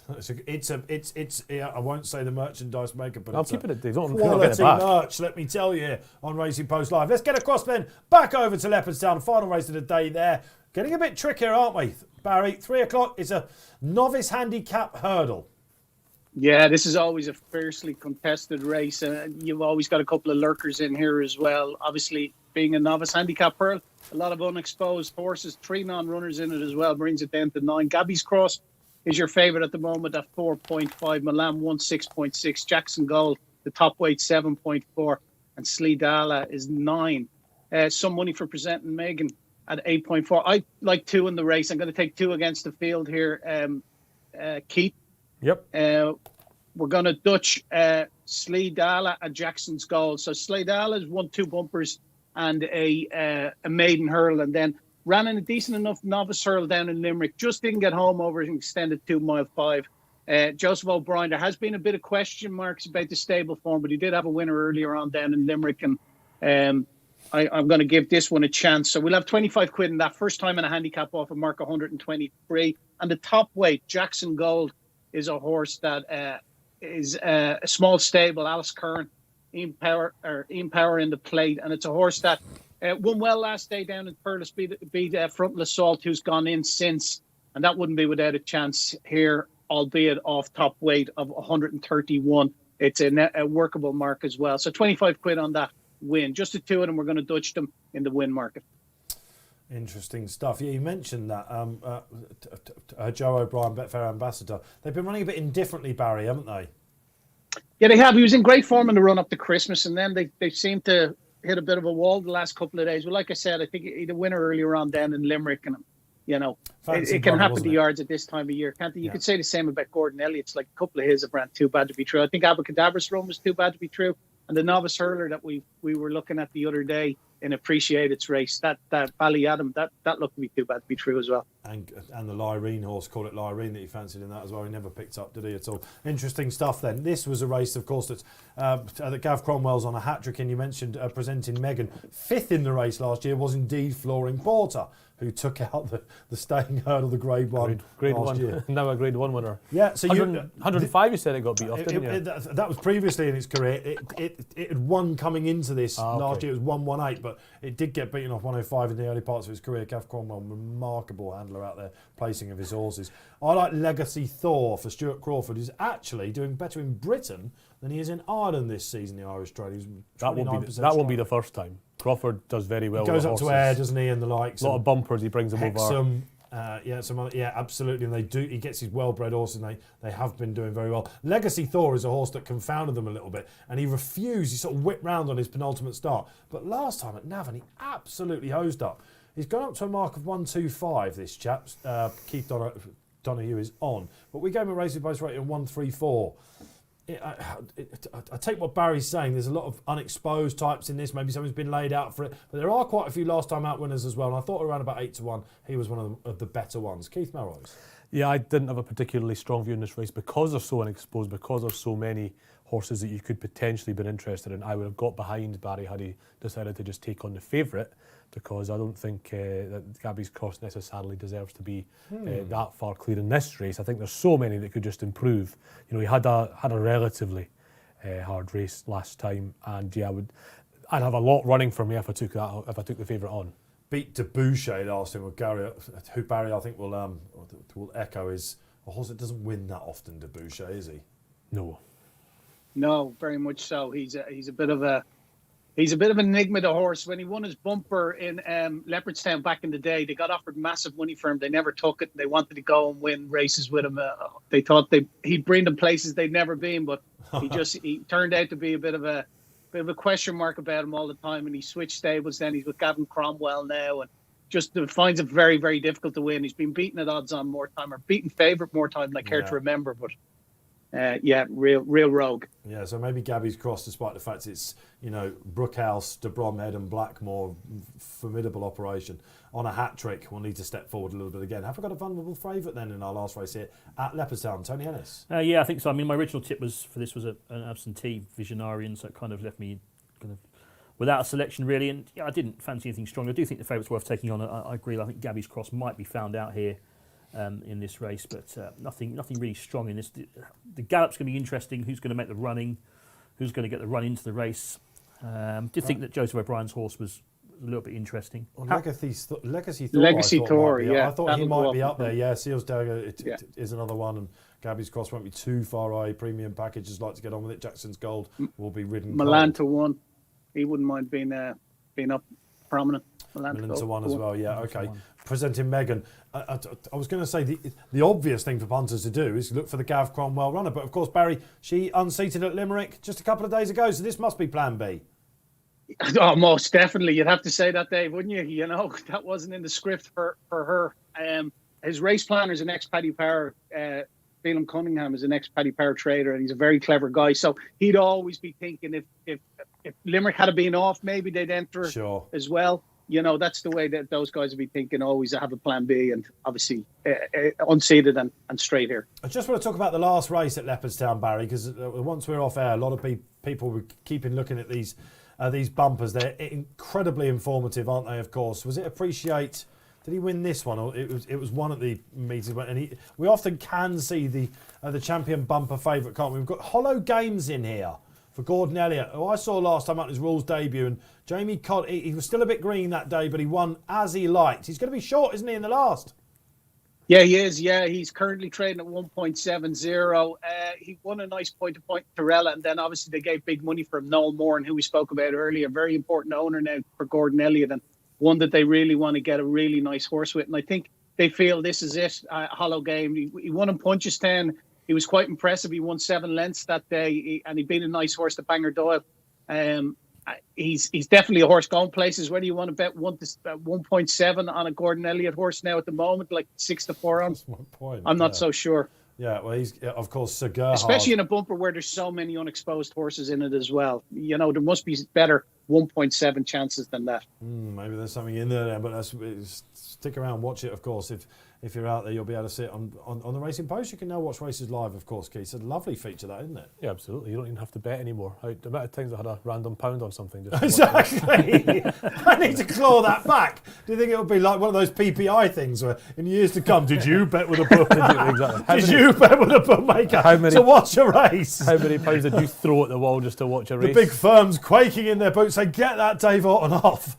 Sir Gerhard then favourite for the champion bubba from the Elliott Yard, but will we see something special in the last? I'm going to be trying to watch that before I go home, that's for sure. Anyway, listen, 3 more races to come here on Racing Post Live, the last from Leopardstown. It's been an absolute party. Perhaps just while they're circling down at the start, highlight of the whole Leopardstown festival for you so far, Barry, was it a Savills Chase? Savills Chase was a cracker. I wouldn't say it was a highlight for me at the moment. Yeah, it was a good race, but I suppose disaster. Our point of view, it's bang. We all have them. No, I was very disappointed with the Savills. Obviously, not massively disappointed, but it would have been great to see Delta Work stand up and Manila Endo stand up, and What you about get a real feel. appreciate it, Barry? wasn't it? What about appreciate it in the future champions? Very impressive, yeah. But then again, did the Elliott horse underperform massively there? I'm not so sure. I think for me, probably was seeing Monkfish and latest exhibition go hammer and tongs when they turned into the straight, and it was great to see Monkfish have to come off it and work for it. Albeit, he's won convincingly at the end, but I hate it when we see these novice chasers or novice hurdlers and they win doing handsprings and nothing's made them work for it. It's great when you see them made work for it and they pull out that bit and you know that they have it there. So, like, if you're considering them as a backing option next time out, you know that there is plenty left there when they have to be dipped. The great thing about this Leopardstown Christmas Festival, they all turn up, and they've all Three out turned as up. well. It's 3 out now, lads. But Barry was waxing lyrical. I was listening to that all the way, and they've actually jumped 2 hurdles, Tony Ennis. And Legacy Thor, as expected, up front. Yeah, good call. Legacy Thor is the early leader. It Could Be You is racing in second place at the moment, and then just in behind them towards the inside is Premium Package, I think that is, in third place. Just behind those, we have Gabby's Cross, the favourite. Is it Sleege Darla? Should have checked that with Barry beforehand, pronunciation. Slee, S-L-I, you pronounce it as Enzo, yes. Sleege Darla. Cheers, Barry. Or Sly, whatever. Okay, that's racing in about 6th place. Dropped in is Presenting Megan, and also dropped in right at the back of the field is Millen to 1, as expected, ridden cold by Jack Kennedy as they make the turn. The grey on the inside, It Could Be You, is now joined issue with Legacy Thor up top. They're ahead of Premium Package, is racing in 3rd. Gabby's Cross is 4th, the favourite, quite well placed by Rachel Blackmore at this stage. Racing ahead of Jackson's Gold is on the outside of Presenting Megan. Wider out is Slee Dala, and then the back 2 are towards the inside, looking towards the rear of the field there. The Little Yank, that must be on the inside, and that's just ahead of Millen to 1. Millen to 1 and the Little Yank at the back of the field. But up front, It Could Be You, travelling nicely now, seems to have won that battle for the lead over Legacy Thor, but it's the jockey on Legacy Thor, seems quite happy to sit in second place. Premium Package is 3rd, and 4th place Presenting Megan. They're now just sort of finding themselves into some sort of order with a circuit to go. Been jumping out slightly to his right, Legacy Thor, Keith, isn't he? A little Yes, he is. I think that's maybe why he's given up the lead there. He has been jumping just noticeably, but not destructively, to his right. It's not Foxy Jacks that we saw in the big 3 mile handicap. That was alarming, wasn't it? It Could Be You then for Princess Zoe's. Oh yeah, The Neville absolutely. chase. The Again, moment yeah. you said that, he did a Foxy Jack and went right out there, Legacy Thor, didn't he? Princess Zoe. Are we going to see Princess Zoe over hurdles, Barry, at all, or has that totally been Fox now? I've no idea, Dave. I'd be lying if I gave you an answer either way. She's back in training because she didn't like going back to the owners, apparently. So I know that. Tony Munners got a great social media team, Tony Munners. Check her out. Was there a better story on the FUT last season than Princess Zoe? But we must go back because Presenting Megan for hat-trick seeking Gav Cromwell now takes it up Tony Ennis. Yeah, new leader. Presenting Megan just sort of made her way through the field effortlessly and has gone past both Legacy Thor and It Could Be You. So Presenting Megan, maybe Colin McNamara wasn't happy with where he was sitting, has now just got to the front and now just immediately gets to the front and then drops anchor again and slows down the pace, and that allows It Could Be You to go back within 3 parts of a length in second, the grey. Legacy Thor's now in 3rd, having filled all 3 front positions so far. 4th Premium Package, 5th Jackson's Gold. That's going well. Yeah, what's happened to Gabby's Cross? Was 4th earlier, just gone back a bit, Rachel Blackmore. Legacy They don't Thor. seem to be going any gallop, did they? No, Legacy Thor's gone right again. He's been going right pretty You consistently. can't win when you jump out like that. He's can you, doubled I in think? price. Yeah. Slee Darla's on the outside. The Little Yankers crept a little bit closer, and Millen to 1 is still last. But again, out to the right there, Legacy Thor, that's going to be... Just a mistake flat out, wasn't it, as well? He's not jumping well at all. Yeah. Can you believe Millen to 1 is favoured on the exchange Really? at 3.5 at the moment? And he's he's last. stone cold last, isn't he? That is surprising. I'll tell you what, the Joseph O'Brien horse, Sleege Darla, is going well. Well, And the other one you like, Barry, Jackson Gold, going really nicely at the moment. They're all going well, aren't they? Yeah. Everything's going well. Well, There's Legacy nothing Thor's had sending a out bit the of a distress shocker, to signals. be honest. And Gabby's Cross, I don't think I wouldn't want to be on them, probably. Oh, Gabby's Cross might still be all right. I think Yeah, she's just given worked a her way breather, back. maybe. And the market often reacts very quickly to these things and overreacts in a lot of cases. And Gabby's Cross just got shuffled back a The little little bit. Yank has now cracked, I think. Yeah. Yeah, he's cried he's enough. gone. Be careful saying that name. Legacy Thor's about 10 wide around this turn. Jackson's Gold in the centre has a narrow lead now. As Presenting Megan, I think, might have just cracked on the inside. She's gone Now backwards. they're racing. Yeah, Now the they're racing. picking And up. Jackson's Gold's It's taking a it up. sprint. Gabby's Cross moving well all of a sudden. It's coming back It's been into a it massive again. move through the field. I tell you what, Millen to 1 is really cruising catching just the in eye. behind. Oh, he hit that. another Millen to curse. 1. Bad mistake. Jackson's Gold has kicked on in front here. He's going well. He's got the Massett, hasn't he, Jackson's? He's 2 Definitely. legs clear. Gabby's Cross second, but now Millen to 1 back on the bridle. Once again, Jack Kennedy's back on the snaff, Millen to 1 on the outside. Slee Darla's coming into it round the outside. He needs this, Jack Kennedy, Slee doesn't he? Darla made the mistake as well to him, as did Millen to 1. So they've both done well to come back on a bit after those mistakes. Millen to 1 is just absolutely cancering. He's Could just be you trying to get freewheeling. back into it, but this is all over, isn't it? Millen to 1 cruising. Jackson's goal flat to the board. Slee Darla under pressure. Here's the last. Oh, he's ballooned Mistake it. on the inside Jackson's, and that's given the lead now to Millen to 1. He's Jack all right. Kennedy has He gone must on. go. Oh, Slee Darla's trying to come at him on the outside. Oh, he's What's giving he it the gonna kitchen find? Millen sink, to 1? innit? He's just doing enough though, isn't he? Switches late, Slee Darla, but it's going to be Millen to 1 for Francis Flood and Jack Kennedy who wins it. Second, Slee Darla, beaten about 2 lengths. Third, just Jackson's goal, and it could be you, ran on again after being outpaced to be fourth. Wow, he started the festival so well, didn't he, with wide receiver taking out the opening maiden hurdle and Zanahir in the Grade 1 for juveniles. But since then, it's been pretty desperate stuff for Jack Kennedy. And you can't keep a good man down. He takes it out at the last. To recover from a mistake like that, Keith Melrose, 2 out, and win as he did. The winners of this can, I think Barry will back this up, they can go for what we used to know as the Pierce Hurdle, the big handicap at the Dublin. Mind's Eye won it a couple of years ago, I remember, and flopped behind, off you go, I remember that. But it's often a race where they can drop back. I think he's definitely got speed for it, isn't he? He's got the distinct look of a horse that will thrive in a big field handicap over 2 miles. It's mad to think he traded a 5-2 over the far side when he was last. He was favoured on the exchange in running. What was the spike when he hit 2 out, bigger Barry? that. Didn't react? No, Wow. Jackson's goal traded at 1.30 and Slee Darla traded at 2.06. Wow. The winner's always travelling, but I think obviously it's how much he found when he come off the bridle. But again, when they dipped him, it was there. He just wandered off a little bit, didn't he? He looked like might have been a whole lot there if something had come at him again. Yeah, he hung off the rail, and it's he did. Yeah, don't know whether that's him hanging or whether that's him coming to the end of his tether. But the jockey had his whip in the left hand as well, which didn't help. Slee Darla, you wouldn't mind going up over a bit more ground again, I think, Barry, would you? I don't know. He didn't seem to stay last day in Limerick. That's why they dropped him back to the 2.5 miles. I thought he was doing his best late there, but maybe that's because Millen to 1 was dossing about a bit. I don't know, but I think Jackson's Gold for me is the horse to take out of the race. I think he's a horse fair with horses potential. there, I think. Top weight as well, was he? Jackson's Gold, giving him weight, wasn't he? It was a good effort. It was top weight, and he didn't jump too well. He had a couple of very sticky jumps earlier on, landed and he probably went flat, and he went very early on him, didn't he? Well, that 1.3. He saw the headlines, didn't he? In Power, I think, turning for home. Yeah. The cavalry was behind him. Okay, bye-bye Leopardstown. It's been an absolute pleasure. Let us know your thoughts about Leopardstown. We will have some time after our next at Newbury and the last at Newbury, the 3:45, to get in your social media comments, and we'll reflect on the meeting as a whole.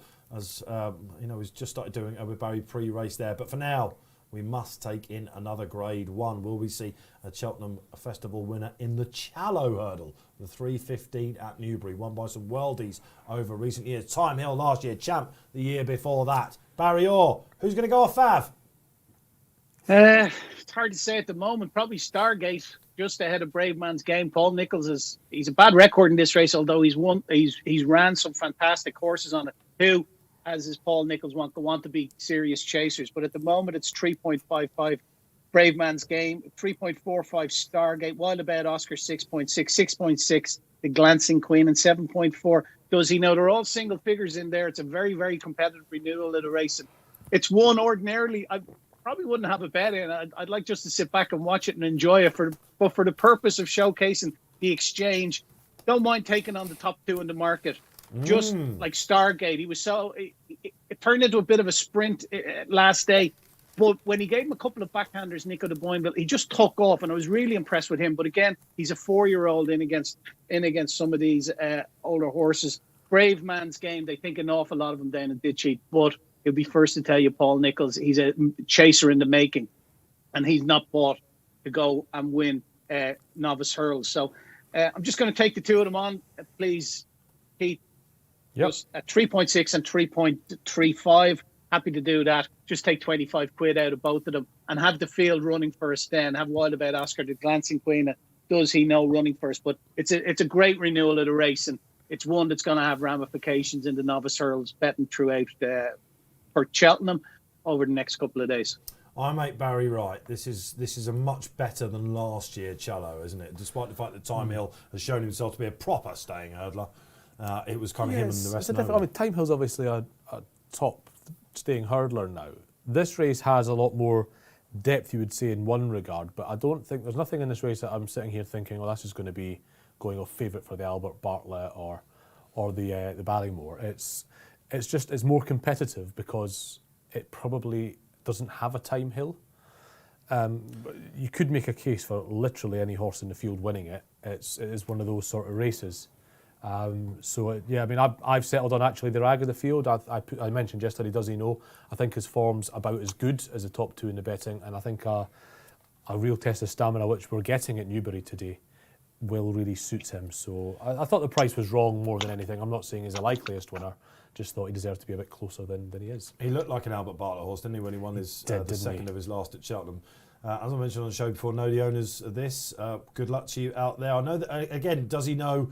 We don't know about the ground for him. They thought at the start of his career he wanted a bit better ground. Remember off air, Charlie Post was telling us about this horse, and he started in a field up at Mick Easterby's. He said there was a bit of a tale about this. It was Jackie Coward who got him ready for his pointing career, and she took him to the sales, and Mick Easterby, having not known about the horse, phoned up and went, "I'll be having my percentage, please." And he's gone on to do, he actually looks really well bought, doesn't he? He's going to be a good staying chaser next year, probably. He does have a bit of size about him. He reminds you of the Barter's Hill type winners of this race, doesn't he? Yes, potentially. The Barter's Hill couldn't jump. Could he? I can't seem to remember. He was a bit of a funny jumper. It all went wrong for him, didn't it? But when he won this race, everyone thought he might be. Oh, he looked extremely good, but he won this race with his engine, didn't he? He made a few mistakes, but he smashed them because he was just such a good horse. Yeah. Had a really big engine, that horse. But it can be a race where it's a bit of a lottery as to whether you get a star or not. And I don't think there really is a hurdling star. I mean, Brave Man's Game is going to be a smashing chaser. So you just take that chance on does he know. They talk about ground on horses. It's something I don't put a lot of stock in, and I know that the extra emphasis on stamina that soft grounds bring will definitely suit does he know, and I'll leave it to others to tell me, or to try and tell me, whether the soft ground suits them or not. Well, we'll find out after this, won't we? But he does look a nice solid horse, and there are reasons, I think, aren't there, on paper to be taking on the two favourites up the top. Brave Man's Game, we don't know about the ground, Enzo. For him, do we? He was beaten in his bumpers. Tricky one, that, for punters, isn't it? Because was he the horse he is now? Do you know what I mean? He was so impressive when he won there last time. Yeah. The money came for him. He was lukewarm in the market, but what price does he get to where he's backable? Are you with him, or? I was with him. I mean, it wasn't, again, like Keith, it's not a race I've got a strong opinion about, but I remember I was at Doncaster commentating that weekend when Brave Man's Game won. I just thought, wow, that just looked... Just watching it on a monitor, thinking that looked impressive because he just came there because there was a fair horse, Nicky Henderson's in the race, wasn't there? He just made it look like it was absolutely useless. Yes. The way he cruised past it. Bothwell Bridge, of course. He didn't even get second in the end. He just cruised past it. I mean, just note Stargate's back in the other rucker colours today, not the papers using the blue with the pink hoop as normal. I mean, some good horses have won this. You mentioned, obviously, Champ won it, didn't he, 2 years ago? Yeah. I mean, Go Back Denman won this, didn't he, in 2005? Yeah, he did. That was Paul Paul Nichols' last winner. I was about to say, has Nichols had a winner of it since Denman? 0 from 7 in the last 10 years. Only 3 have placed. It's not his race, is it? As you say, you're looking back. But when this even chap Denman, won... Denman, he wasn't a 2.5 mile hurdle by any means. No. He won it because he was an absolute monster. Of course, didn't win over hurdles at the Cheltenham Festival. Some horses just kind of disappeared a bit, didn't they? Some of the previous horses like Parlour Games, you mentioned Barter's Hill, Messier de Zobo. Ruacana's still going, isn't he? That was Alan King and Simon Munir. That was Alan King's that. last winner. That brings me into talking about the Glancing Queen, actually, who is a horse that has long been the apple of Alan's eye. And I've ended up plumping for it was a prize thing for me. I thought 4-year-olds, only one 4-year-old in the last 10 years, Messier de Zobo. And I don't know, Stargate, I think, probably should be Fav. Just having a look, we could see the Nico de Boinville Sandown race as well. That Grade 2 often throws up a Challow winner. And going into that race, Evan Williams was in desperate form, wasn't he? And then he had that winner, the few winners that weekend. It sort of kicked him off again, isn't it? But Alan King has had the second to both of these horses last time out. Valeres at Sandown, that was Stargate, of course. And last time out, Es Perfecto. A nice horse, but he wouldn't be in the Glancing Queen's category. No. £7 odds. She'll love this ground. She'll love the trip. At Warwick last time, it looked like a nice audition for this. And I just think at the prices, she'd be the one for me. They're all last time out winners, so what a spectacle this is. It's a proper Grade 1 race. A quick word about Wild, about Oscar. Yesterday, Charlie Post told us they are indeed wild about this chap at Team Skelton. Yeah, he did. He looked pretty good at Aintree, didn't he? And it's another one. They're pitching him into this company, and we can't really say how good he might be. There's a little bit. The 5-1 for me just looks a bit reputation over actual achievement so far, but I wouldn't be surprised to see him improve. He should be the outsider on paper, shouldn't he? He should actually, Yeah. although should actually an outsider on paper possibly be the Glancing Queen. But it's with those two basically. On paper, those are the two. On hurdles form, yes, she ought to be. Although it's not worked out badly, that Warwick success. Her bumper form, though, you remember, she wasn't that far off Envoy Allen when they tried her in top company at Cheltenham. Is Harry Cobden going to make the running on Brave Man's Games? Look. That wouldn't surprise me at all if he did that, actually. They don't want to do it on Does He Know, I don't think. The Glancing Queen certainly won't want to lead. I can't imagine Stargate will want to lead either. So If nobody else wants to, usually Harry Skelton puts his hand up. I love it when they do that as well.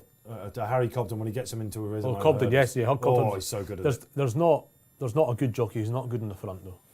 Can you tell me one?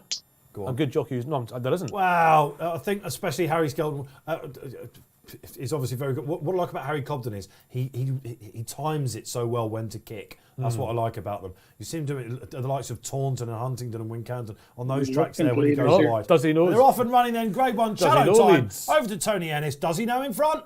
Does he know? Yeah, the Challow Novices Hurdle, Grade 1, 2 mile, 4.5 furlongs on the run to the first. It is Does He Know? David Bass, what a season he's had in front. Brave Man's Game carrying John Dance's colours today. Harry Cobden for Paul Nichols. And behind them is Stargate for the Ruckers and Evan Williams. What a day Adam Wedge had on Boxing Day, of course. He'll be looking forward to the Welsh National. Going to get back on Secret Reprieve only on January the 9th, hopefully. Adam Wedge, he's riding Stargate, third place at the moment. Wild About Oscar is fourth. He won Aintree and Utoxeter already this season. And the only mare in the race, Alan King's white-faced mare, the Glancing Queen, has dropped in by Tom Cannon. She gets the allowance, £7 from the boys. They're duelling up front. They are. Brave Man's Game skipped over. Wild About Oscar untidy at the first. He was just not a mistake, but he wasn't as fluent as perhaps the two alongside him there. I like how Harry Cobden's given David Bass a chance there, but he's gone, you're not going fast enough for me, so Yeah. I'll take it up now. I'm happy with that. Yeah, Brave Man's Game is bowling along now. He's gone about 2 lengths clear, isn't he, from Does They're He a Know? tad lit up in behind him as well, aren't they? There's not much pace on. It's going to be maybe a little bit like the Calvados race. You're going When to probably Champ find on this 2 years ago, it turned into a bit of a sprint there. And if you remember, McCoy had to go for him, then he came back on the bridle. And it worked out to be a really, really good form race. I'm sure we're going to see it. I just hope that they just drop their heads a little bit here. Yeah, Brave Man's Game. He's having all his own way, isn't he, at the moment? Skip it. Oh, he jumps beautifully this horse in Stargate. front, isn't he?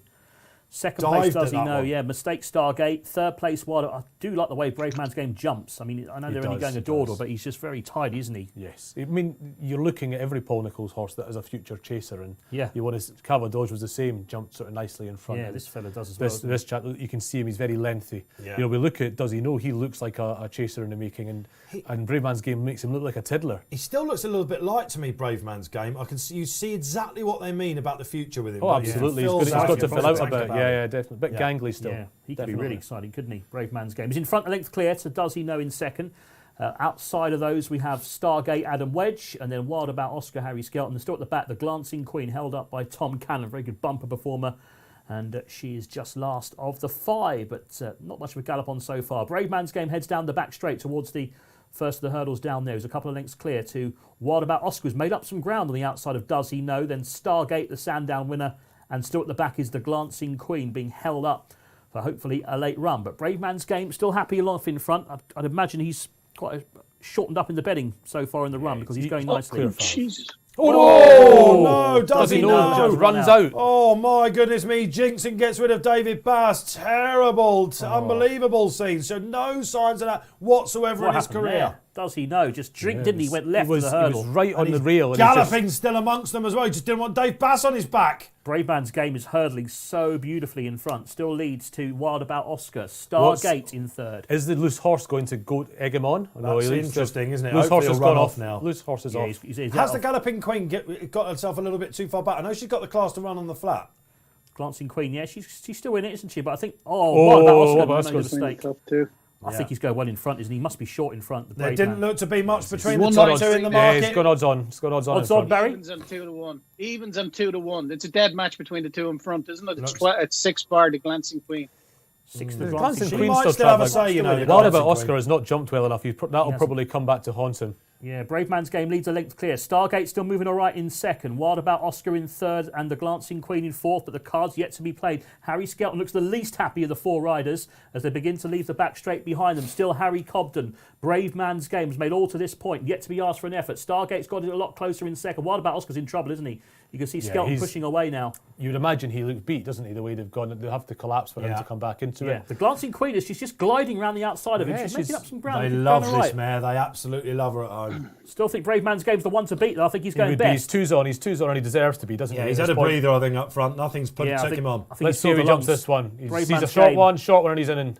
Stargate now asked to close. He's a long way home, though, still to go. Still way to go. Cobden knows it as well. He doesn't want to get after him Reggie's yet. not gone for Stargate yet, has he? Pulled up wild about Oscar. 3 left in it. In the Challow Hurdle, Brave Man's Game's clear by about 3 lengths. I think he's got Stargate. The Glancing Queen is trying to come into it, but they've got about 4 lengths to find.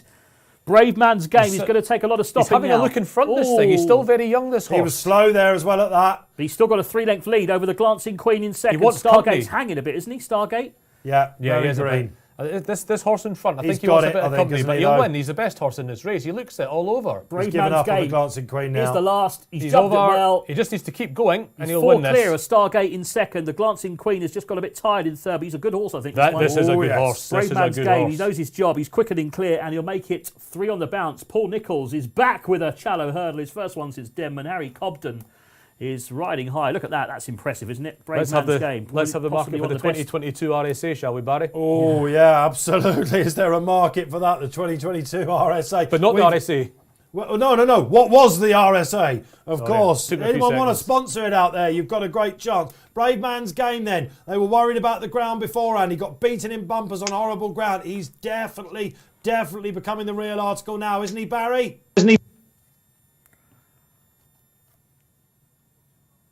Barry. He's got one of the best UK novices in the Barry's gone to search for that 2020. What will be the RSA price? Lot to like about this. And again, I go back to what I said pre-race about Harry Cobden and with the front running jockeys. And you're quite right to say what jockey doesn't look good up front on a good hurdler. What he does is around these bends, he waits and waits and waits. Yeah, he does kick. He's got a good kick in him. He would, like the Kirby kick on the all-weather. He just knows when to go, and I think his strategy on the front is to dictate. He takes horses out of their comfort zones at a crucial point. He wouldn't be the same as what Bridie Frost does on Frodon. That's a different type of front running. Yes. Cobden's front running is very much, I'm going to go as slow as I can get away with. And then just lengthen at the right time. But no doubt this is the best horse in the race, right? By miles. Stargate just held on to second, was a little bit green. He had a guess early on, didn't he? I feel like he hangs a bit, doesn't he, as well? Yeah, but he's by Imperial Monarch. He's just a 4-year-old, isn't he? 4-year-olds don't have a good record in this race. And again, looking at the head on there, I love the winner just galloped straight. Galloped straight. But the way they put away the Glancing Queen there, he wouldn't be out of place in a mare's hurdle at Cheltenham. Possibly not. No, I think this winner, I think he still had a look around him. I think he's still green. I think he's still got a bit to learn. Yeah. Cobden looked a little bit worried, didn't he? 2 out when he ballooned it slightly, but then he sits back up at the last. We're just watching him coming to the last now. Did you get on Brave Man's Game? Did you say, whatever, don't worry about the ground. Paul Nicholls knows exactly what he's doing. Were you with him? That must have been a beautiful sight. What an enjoyable ride that was. I'd like to see a replay of what happened to Does He Know? You're back, Barry, and he was low from a long way out, wasn't he? Yeah, he certainly was. He was odds on from turning into the straight, really. Glancing Queen traded at a shortest of 4.3, and the runner-up Stargate traded at a low of even money. But he's a very nice prospect. He's 6 from 12 for the Ballymore now on the Betfair Sportsbook. Let's have a chat about that. 6 from 12 for the Ballymore. What is he for the Albert Bartlett, Barry? Just out of interest. I'll have to check that. We'll let you get in check that because this quote on that. Time Hill, Champ. I mean, Champ got beaten in the Ballymore, didn't he, by City Island? Still scratching your head at exactly how that happened. And then Time Hill, of course, just gets touched off in the Albert Bartlett. Which way would you go with this chap, Keith? I'd stay 2.5, wouldn't you? I think I would this year. Nicholls knows he doesn't want to gut him by going in over 3 miles before he has to. He just wants to keep this horse sweet for next year. What he did with Denman, really. Yeah, he says Chase next year, isn't he? Even Denman went for the Ballymore. And we know all about Denman. He was a real old school. But Nicanor, didn't he? It was Nicanor that beat him. Yeah. Was it Mr. Nosey? The Dr. Sharkey colours, wasn't it? Yeah, it was. Yeah, Paul Carberry. But I don't think I can't see him in the exchange betting for the Albert Bartlett. That sounds reasonable enough to me. The Ballymore, 16 from 33 for the Albert Bartlett. Okay, thank you, Barry. What's favourite at the moment, Barry, for the Ballymore? Remind me. He is now on this machine. Is he? He's got to be, isn't he? Ooh, interesting. Let's have a look. Okay. Imagine he's 7 on the machine. The Ballymore appreciated his favourite in the Ballymore, yeah. Appreciate Or 6, it. sorry, Brave Man's Game 8, Appreciate It. Okay, that's interesting, isn't it? So In the Ballymore, yeah. We've definitely. I'm sure something will emerge when they start to shuffle the pack at Mullins about who goes where. But what will Nichols want to? Because Nichols' natural inclination with these horses is to just keep them as sweet as he can for chasing next year. Yes. I think he might want to get another run of experience into this horse before he tries a Ballymore. You get some. It's a very classy race. You get really quality horses in there. He's pretty much led and dominated at Newbury the last twice, isn't he? If anything, it's an entry type performance. I would be interested. I'd be very interested to hear what Paul Nichols says after this race. Which you're going to find out about here first, more than anywhere. You can find it in your analysis screens, of course, on your members section, in the reports as well, or in tomorrow's paper. It's going to be an absolute belter. What a pleasure, though, to have a top form Challow Hurdle. I think we can say that. Stargate, still a horse for the future, and the Dancing Queen, like I say, there's plenty of mares races to be won with her as well, like the way she... Unfortunately, we lost Does He Know, isn't it? I mean, I don't think he'd have beaten the winner, but that was a weird bit one, of an wasn't element it? It of was. We didn't interest. see a replay of it anywhere, but I don't know exactly what... He was on the rail all the way in. He was on the rails, and the wing came up, and he just suddenly took two left steps. There was no really violent verge or anything. It was just the horse was stripping the paint off the rail, took a wee jink, and that Still was the going end. all right as well, wasn't he? Very early, wasn't it? Very early, But it would have been interesting to see what he'd have done to just Brave lost a bit of Man's Game, interest in the wouldn't race with that happening. He was a bit keen. Oh, we feel for He you out probably there, does he know owners? does he go for that race at Doncaster? What's it called? The River Don. River Novices? Don, yeah, of that might be course. the race he goes to On next. the Albert Bartlett Day, the Albert Bartlett River Don, isn't it? Yeah, Of so course. he's not a hard race there by any means. So they might just send him to that race at Doncaster, especially if they are thinking about him not being a mudlark. And Doncaster, it can go one of two ways. If Doncaster gets testing, it's as testing as anywhere. But you're more likely to get non-mud at that time of year at Doncaster. Non-mud. There's two grounds, not muds and non-muds. Yeah.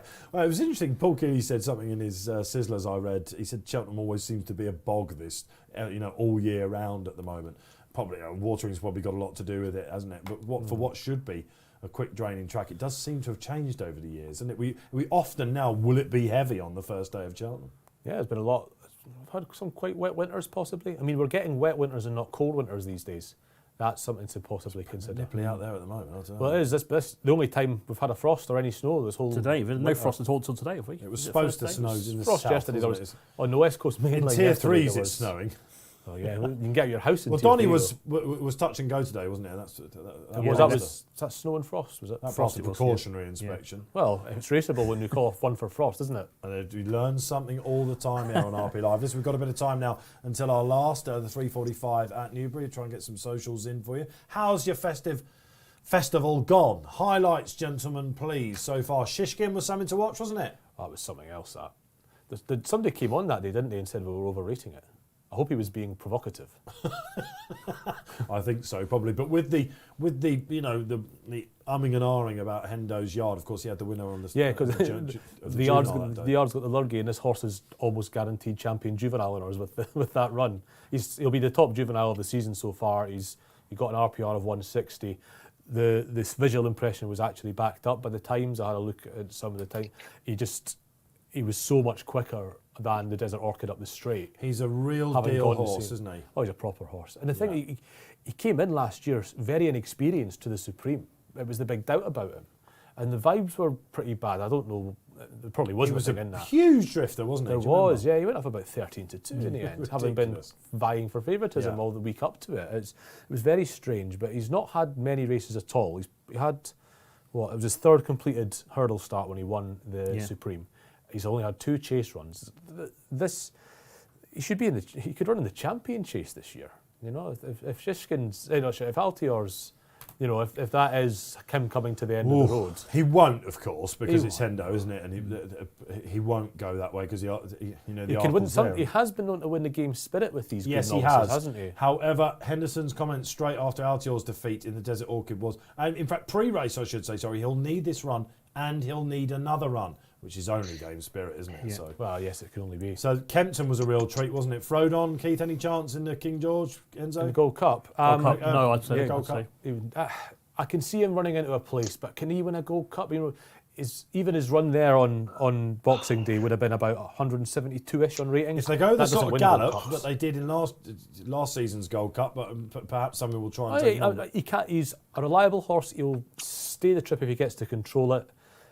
I could maybe see him placing. I would be surprised if he won.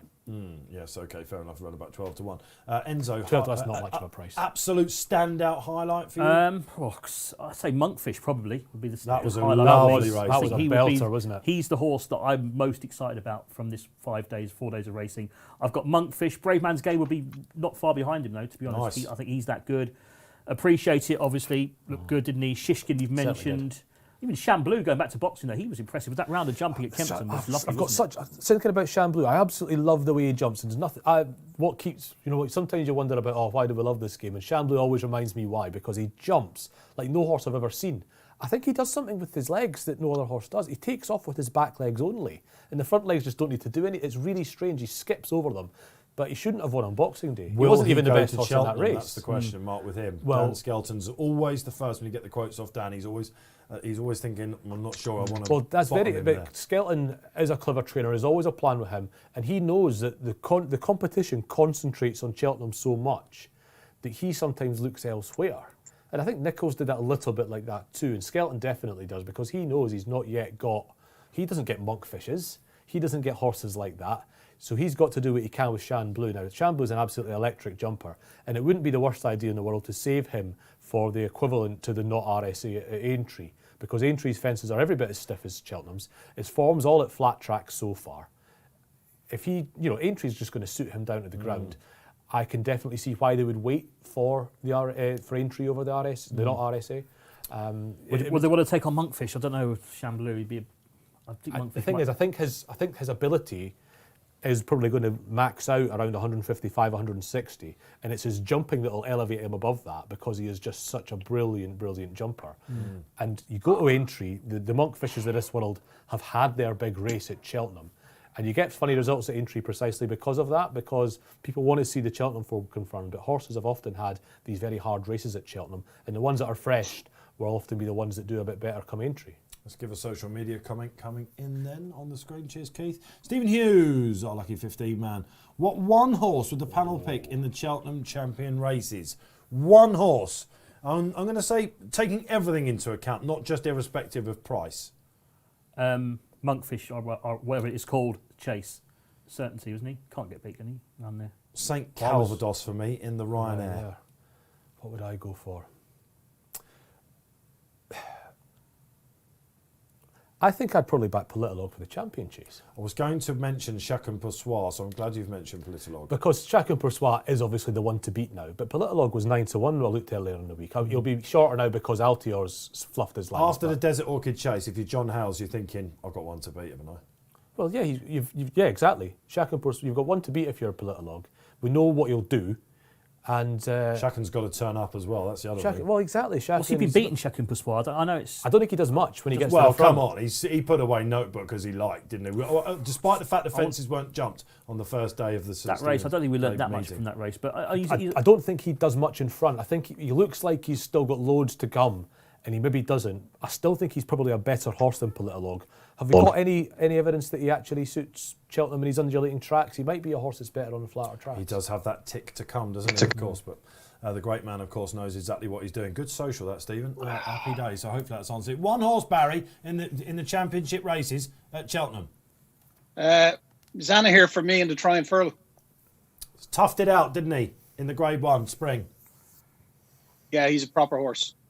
He's shown he could do it at the bridle at, was it Ferry House when he won, of course, on Drimore Day. And we'll see the Gold Cup on the way. Still New Year's Day, isn't it? Tremor, he's running album photos. Oh, yeah. Looking forward to that. That's going to be interesting because he's the one, he's probably been shortening in the Gold Cup. Well, we were surprised yesterday, Enzo. We were saying, weren't we, me, Barry and Keith? Bit surprising that he's still 9 to 2. 9 to 2 still. He's for general 4 to 1 now. You get 9 to 2 on the exchange. That's worth to mention, Dave. His owner, Joe Donnelly, ex-Rails bookmaker here in Ireland, owns a couple of streets in Paris. Very wealthy man, great pal of JP McManus's. Had a health scare, decided he wanted to get back in to own a few horses for a bit of fun. But you have a look at it. He's had 5 winners this week, okay? He's had Remedies in a 110 lengths up here in Leopardstown, right? Yeah, the big getaway. Absolutely slooshed in. Mellon finishes second in the Savile. Gallard de Messel in a maiden hurl that looks a real horse. Seskin 13 lengths winner. Yeah. And Heroes du Soir in Kempton. what a Christmas he's had. And if you remember, it was Asterion Falange and Shishkin, of course, the embarrassment of which I think we can say. And he's got Mellon to come on New Year's Day. And his only losers over Christmas prior to today, did he have one today? I don't think he did. Papa Asterion Falange, wasn't it? Asterion, Mellon. Third, Mellon and Asterion Falange. So he was running in the last fortnight, he's running a 67% strike rate. An album photo on New Year's Day. The news desk are preparing something about that, Barry, so you're quite right. He's having some time of it, isn't it? Okay, we've been having a great time here on RP Live. Still one more to come for you, of course. I can see them just ambling around at the start for the Leopardstown bumper, of course, where Hollow Games looks really short indeed. But we're going to concentrate on a 2-mile handicap chase at Newbury, the final race in Berkshire, to bring it down. Really well talked up horse here, Barry, at the top of the market. It is Harry Skelton, Dan Skelton, having a great time of things. It's their King Darjon. Is he under 2-1? No, he's just drifted out to a little bit over 3.15, so heading towards the 9-4 mark, and it's 5-1 bar. He's a horse I thought would go off in front and to take a bit of catching, especially the way the races are being ran today. So I'm going to back him and just put into lay our stake back in running just in case, because I think he'll trade shorter than what I'm backing him at. So Keith, he's currently 3.3 there. I wouldn't mind, or 3.25, bang on 9-4. We can have 50 quid on him and confirm the bet at 9-4, and then go back. Yeah, and then go to the lay. We'll bring it down to about 1.50. So 2-1 on, and we'll take 100 quid at the backer stake for that to lose 50 quid back. Rightio, trade's on. And always keep these ones you put in for in running. Keep bet, yeah. Always keep bet on those. So I think I have done it in the past, forgotten. You often hear Rob Lee in your ear, don't you? Go, keep bet. From the gallery. So, yeah, very important indeed. Okay, so that's the play from Barry. Keith Melrose. Yeah, I'll be watching this race. There's a lot of interesting horses in this one. I thought King Dargent's race last time. Belargus was second. He's a bit of a serial loser. King Dargent got a lead at the start, and when they realised they weren't going to catch him, I think people just accepted it, to be quite honest with you. So he was very good. He jumped very slickly. He's gone up £11 for it, and I don't think the race was as competitive as it maybe might have looked on paper. So ample scope to maybe oppose him for me. Horse has been catching my eye now. I hope the day he does decide that they really want him to come good was in a little bit weaker race than this. But Shut the Box has shaped pretty well in his 2 runs so far over fences. The first one, he was third. He got third in the last stride against Tamarokzu Matan, who was second to Shishkin, and is probably going to end up about a 150 novice chaser this season. It really caught the eye that day that Shut the Box, and then next time he loomed up like he might have beat Evander that day at Doncaster. I don't think he quite got 2.5 miles in what was quite sticky ground in the end. He's got room to jump a bit better than that, and I think 2 miles will suit him better. He is a big price, so it's worth taking him a chance on him at this sort of thing. Even though he's only 113, he could have won a much lesser race than this, I think. I'd be confident in a lesser race, but you take a chance in a race like this, and he is a quite an attractive price. That is a very good point, yes indeed. And he has had a winner over the Christmas period, Chris Gordon, as well at Huntingdon. Tony Ennis.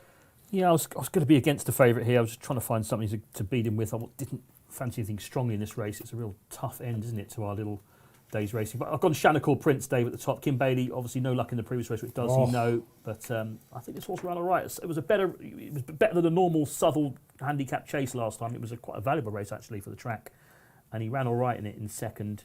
Yeah, it was. The winner absolutely scooshed in though and didn't really do it the next time. That was the only worry. But it was a race. You're right. It was for Southall. You see Southall think it can't be much of a race, but it was actually. And it does test these novices jumping Southall. It is quite a stiff jumping track. When he won at Hereford, Shanachor Prince, he beat a couple of decent horses. You remember Warlord, who's gone on to win a decent handicap at Haydock over Herders, and asked himself for Michael Scudamore, who's joint favourite. He caused a bit of a surprise that day. So yeah, ground no problems. I'd go with him. What is he, about 7.6, something like that, isn't it? I think that's about fair enough. If you're Dave Bass and you're going out, Steely Dave, lefty Dave Bass. He looked to be walking a bit gingerly away from Does He Know at first. But again, we saw him going in, didn't we? Yeah. Oh yeah, he's fine.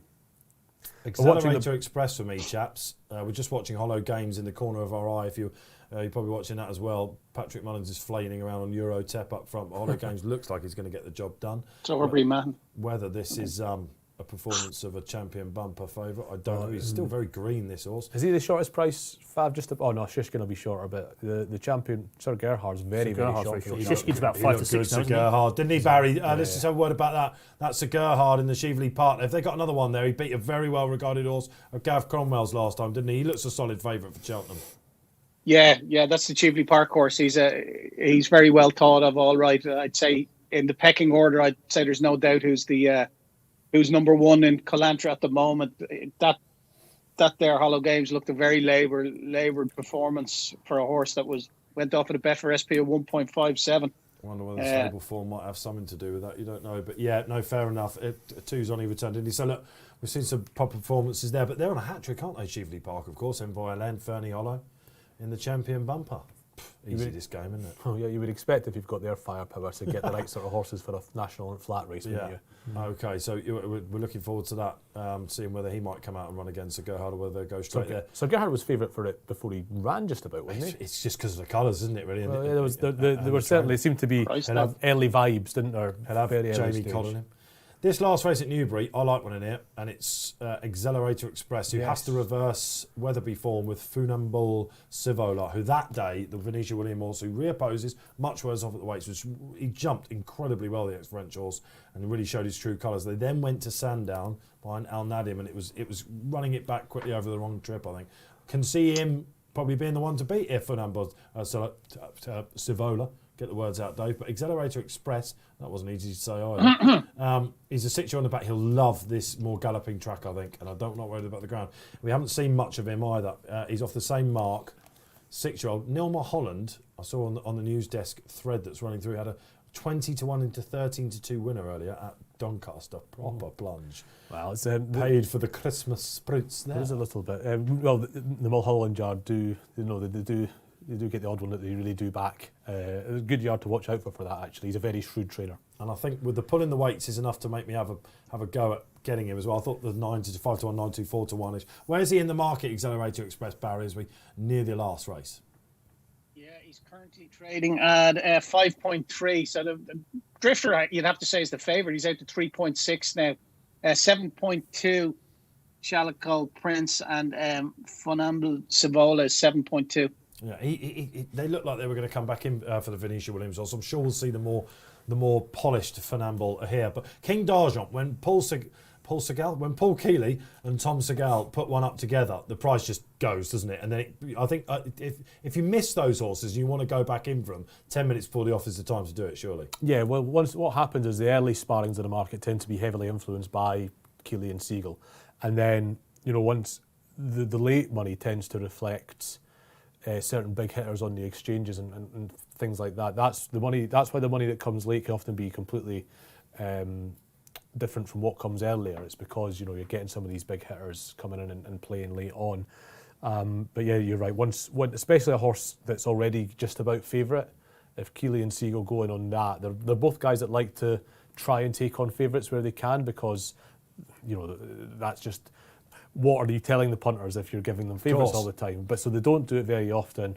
Keeley actually did it with Shan Blue on Boxing Day. Got a good bet on him, and it came off. And when they both go for one, that's usually a good sign.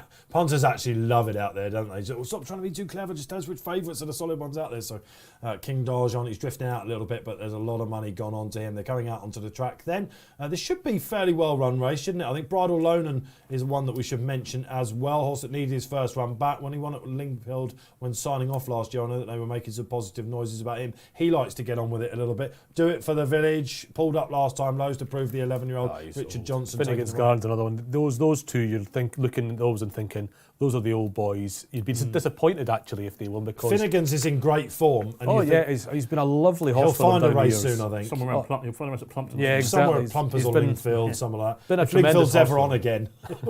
The job season's finished now, isn't it? Yeah. Remember last season they didn't jump any fences down the back as well. It's just, I don't know what's going on there at the National Hunt Track, and it's always really testing ground. But Finnegan's Garden's been a lovely servant to that yard down the years. It would, in a sense, you see disappointed to see him win. That's only as a sort of hard-headed sense, because you want these exciting, less exposed horses to win and look like they're going to be something really quite good. Whereas if Finnegan's Garden wins, you know that they've not come up to that level. The aforementioned St Calvados won this in 2017. Wasn't even favourite that day, you know. Marker 143 was conceding lumps away to Remelak of Chris Well, Gordon. he looked like an absolute monster as a novice that year until he got to the Arkle and he went too Blew hard. his brains, didn't they? Oh, he did. What was it took him on? Footpad runaway, didn't he? Yeah, Footpad, Footpad won. despite breasting a fence on the far side, he managed to Yeah. pick them up, didn't he? What's happened to him? Was it Footpad Petit gone? Mouchoir? I that think took it was him on? Petit Mouchoir, Yeah, it was. Is Footpad retired? Is he still in training? Well, he might as He's gone to America, says Rob. Has he? There you go. So, I'll tell you what, you can Rob tell gone what to America. He doesn't put the phone down, does he? Fairyland's jumping there. Fantastic. Oh, we've come to the final race of the festive season here. The Festive Festival. Thanks for being with us all the way. We're going to line a closing line from the guys afterwards, but we really have enjoyed it. We loved your feedback out there as well. We will be back on Friday, New Year's Day. So we won't quite say Hopefully Happy Cheltenham's New on Year New yet. Year's Day.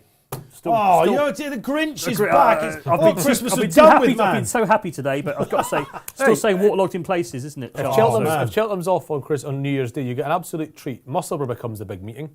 Don't mind that meeting at all. Oh, it's a great, and Musselburgh's another one. Well, Tremor. Tremor, yeah, I getting might to say the cup winner. I think yeah. we'll struggle, Barry, to do the supporting races at Tremor, though, won't we? What's those McManus caps?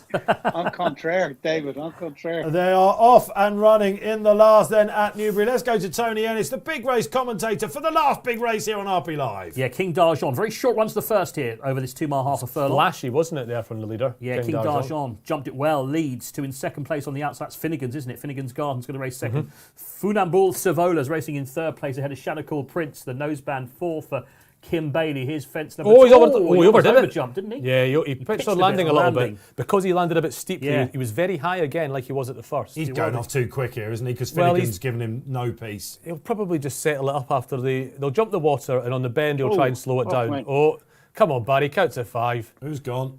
No, we're all good. What? That was he's we're around the fine camp. over that, Barry. I don't know what you're on Are about. you watching something else, Barry? What price That has was he a massive gone? leap. What price has he Massive gone, leap. King D'Argent? He's still trading at 3.45. This was the point that our top tipsters made about this, was these skeleton horses, when they switch, they transition to fences, they just get it so right. And, that roar from Barry there, he has taken to it, hasn't he, the 5-year-old? Oh, yeah, absolutely. And when you take him at Warwick as well, it's a good test for a novice. The fences aren't particularly scary, but there's lots of them. Yeah, they come up really quick on the back. Yeah, exactly. It does. 5 down the back, yeah. Oh, it's got in tight there. yeah. Oh, Accelerator oh, yeah. Express. hit Oh, that. accelerator, that wasn't what I Melted it. wanted to see. He landed on the fence, didn't Oh, So here we go. We've got 5 to jump down the back here, and here he comes at the next Open ditch one. to the ditch, He's isn't seen it a now? stride here. he? King D'Argent. Oh, he reached he's for it. out-breasted it as well. He reached for He's a it. bit chancy, isn't he? Accelerator Express, his jumping's just gone, Do it unfortunately. for the village, hit that as well at the back. That was the ditch. Plain fences next, the middle one of 5 down the back. King D'Argent by 5 lengths to Finnegan's Garden in second. Funambule Savola's Much on the better. outside on the inside. Shanacle Prince is a bit further back. Has shut the box there. Shut the isn't he, box on is inside third, yep. and Shut the box Going is well, third. you know.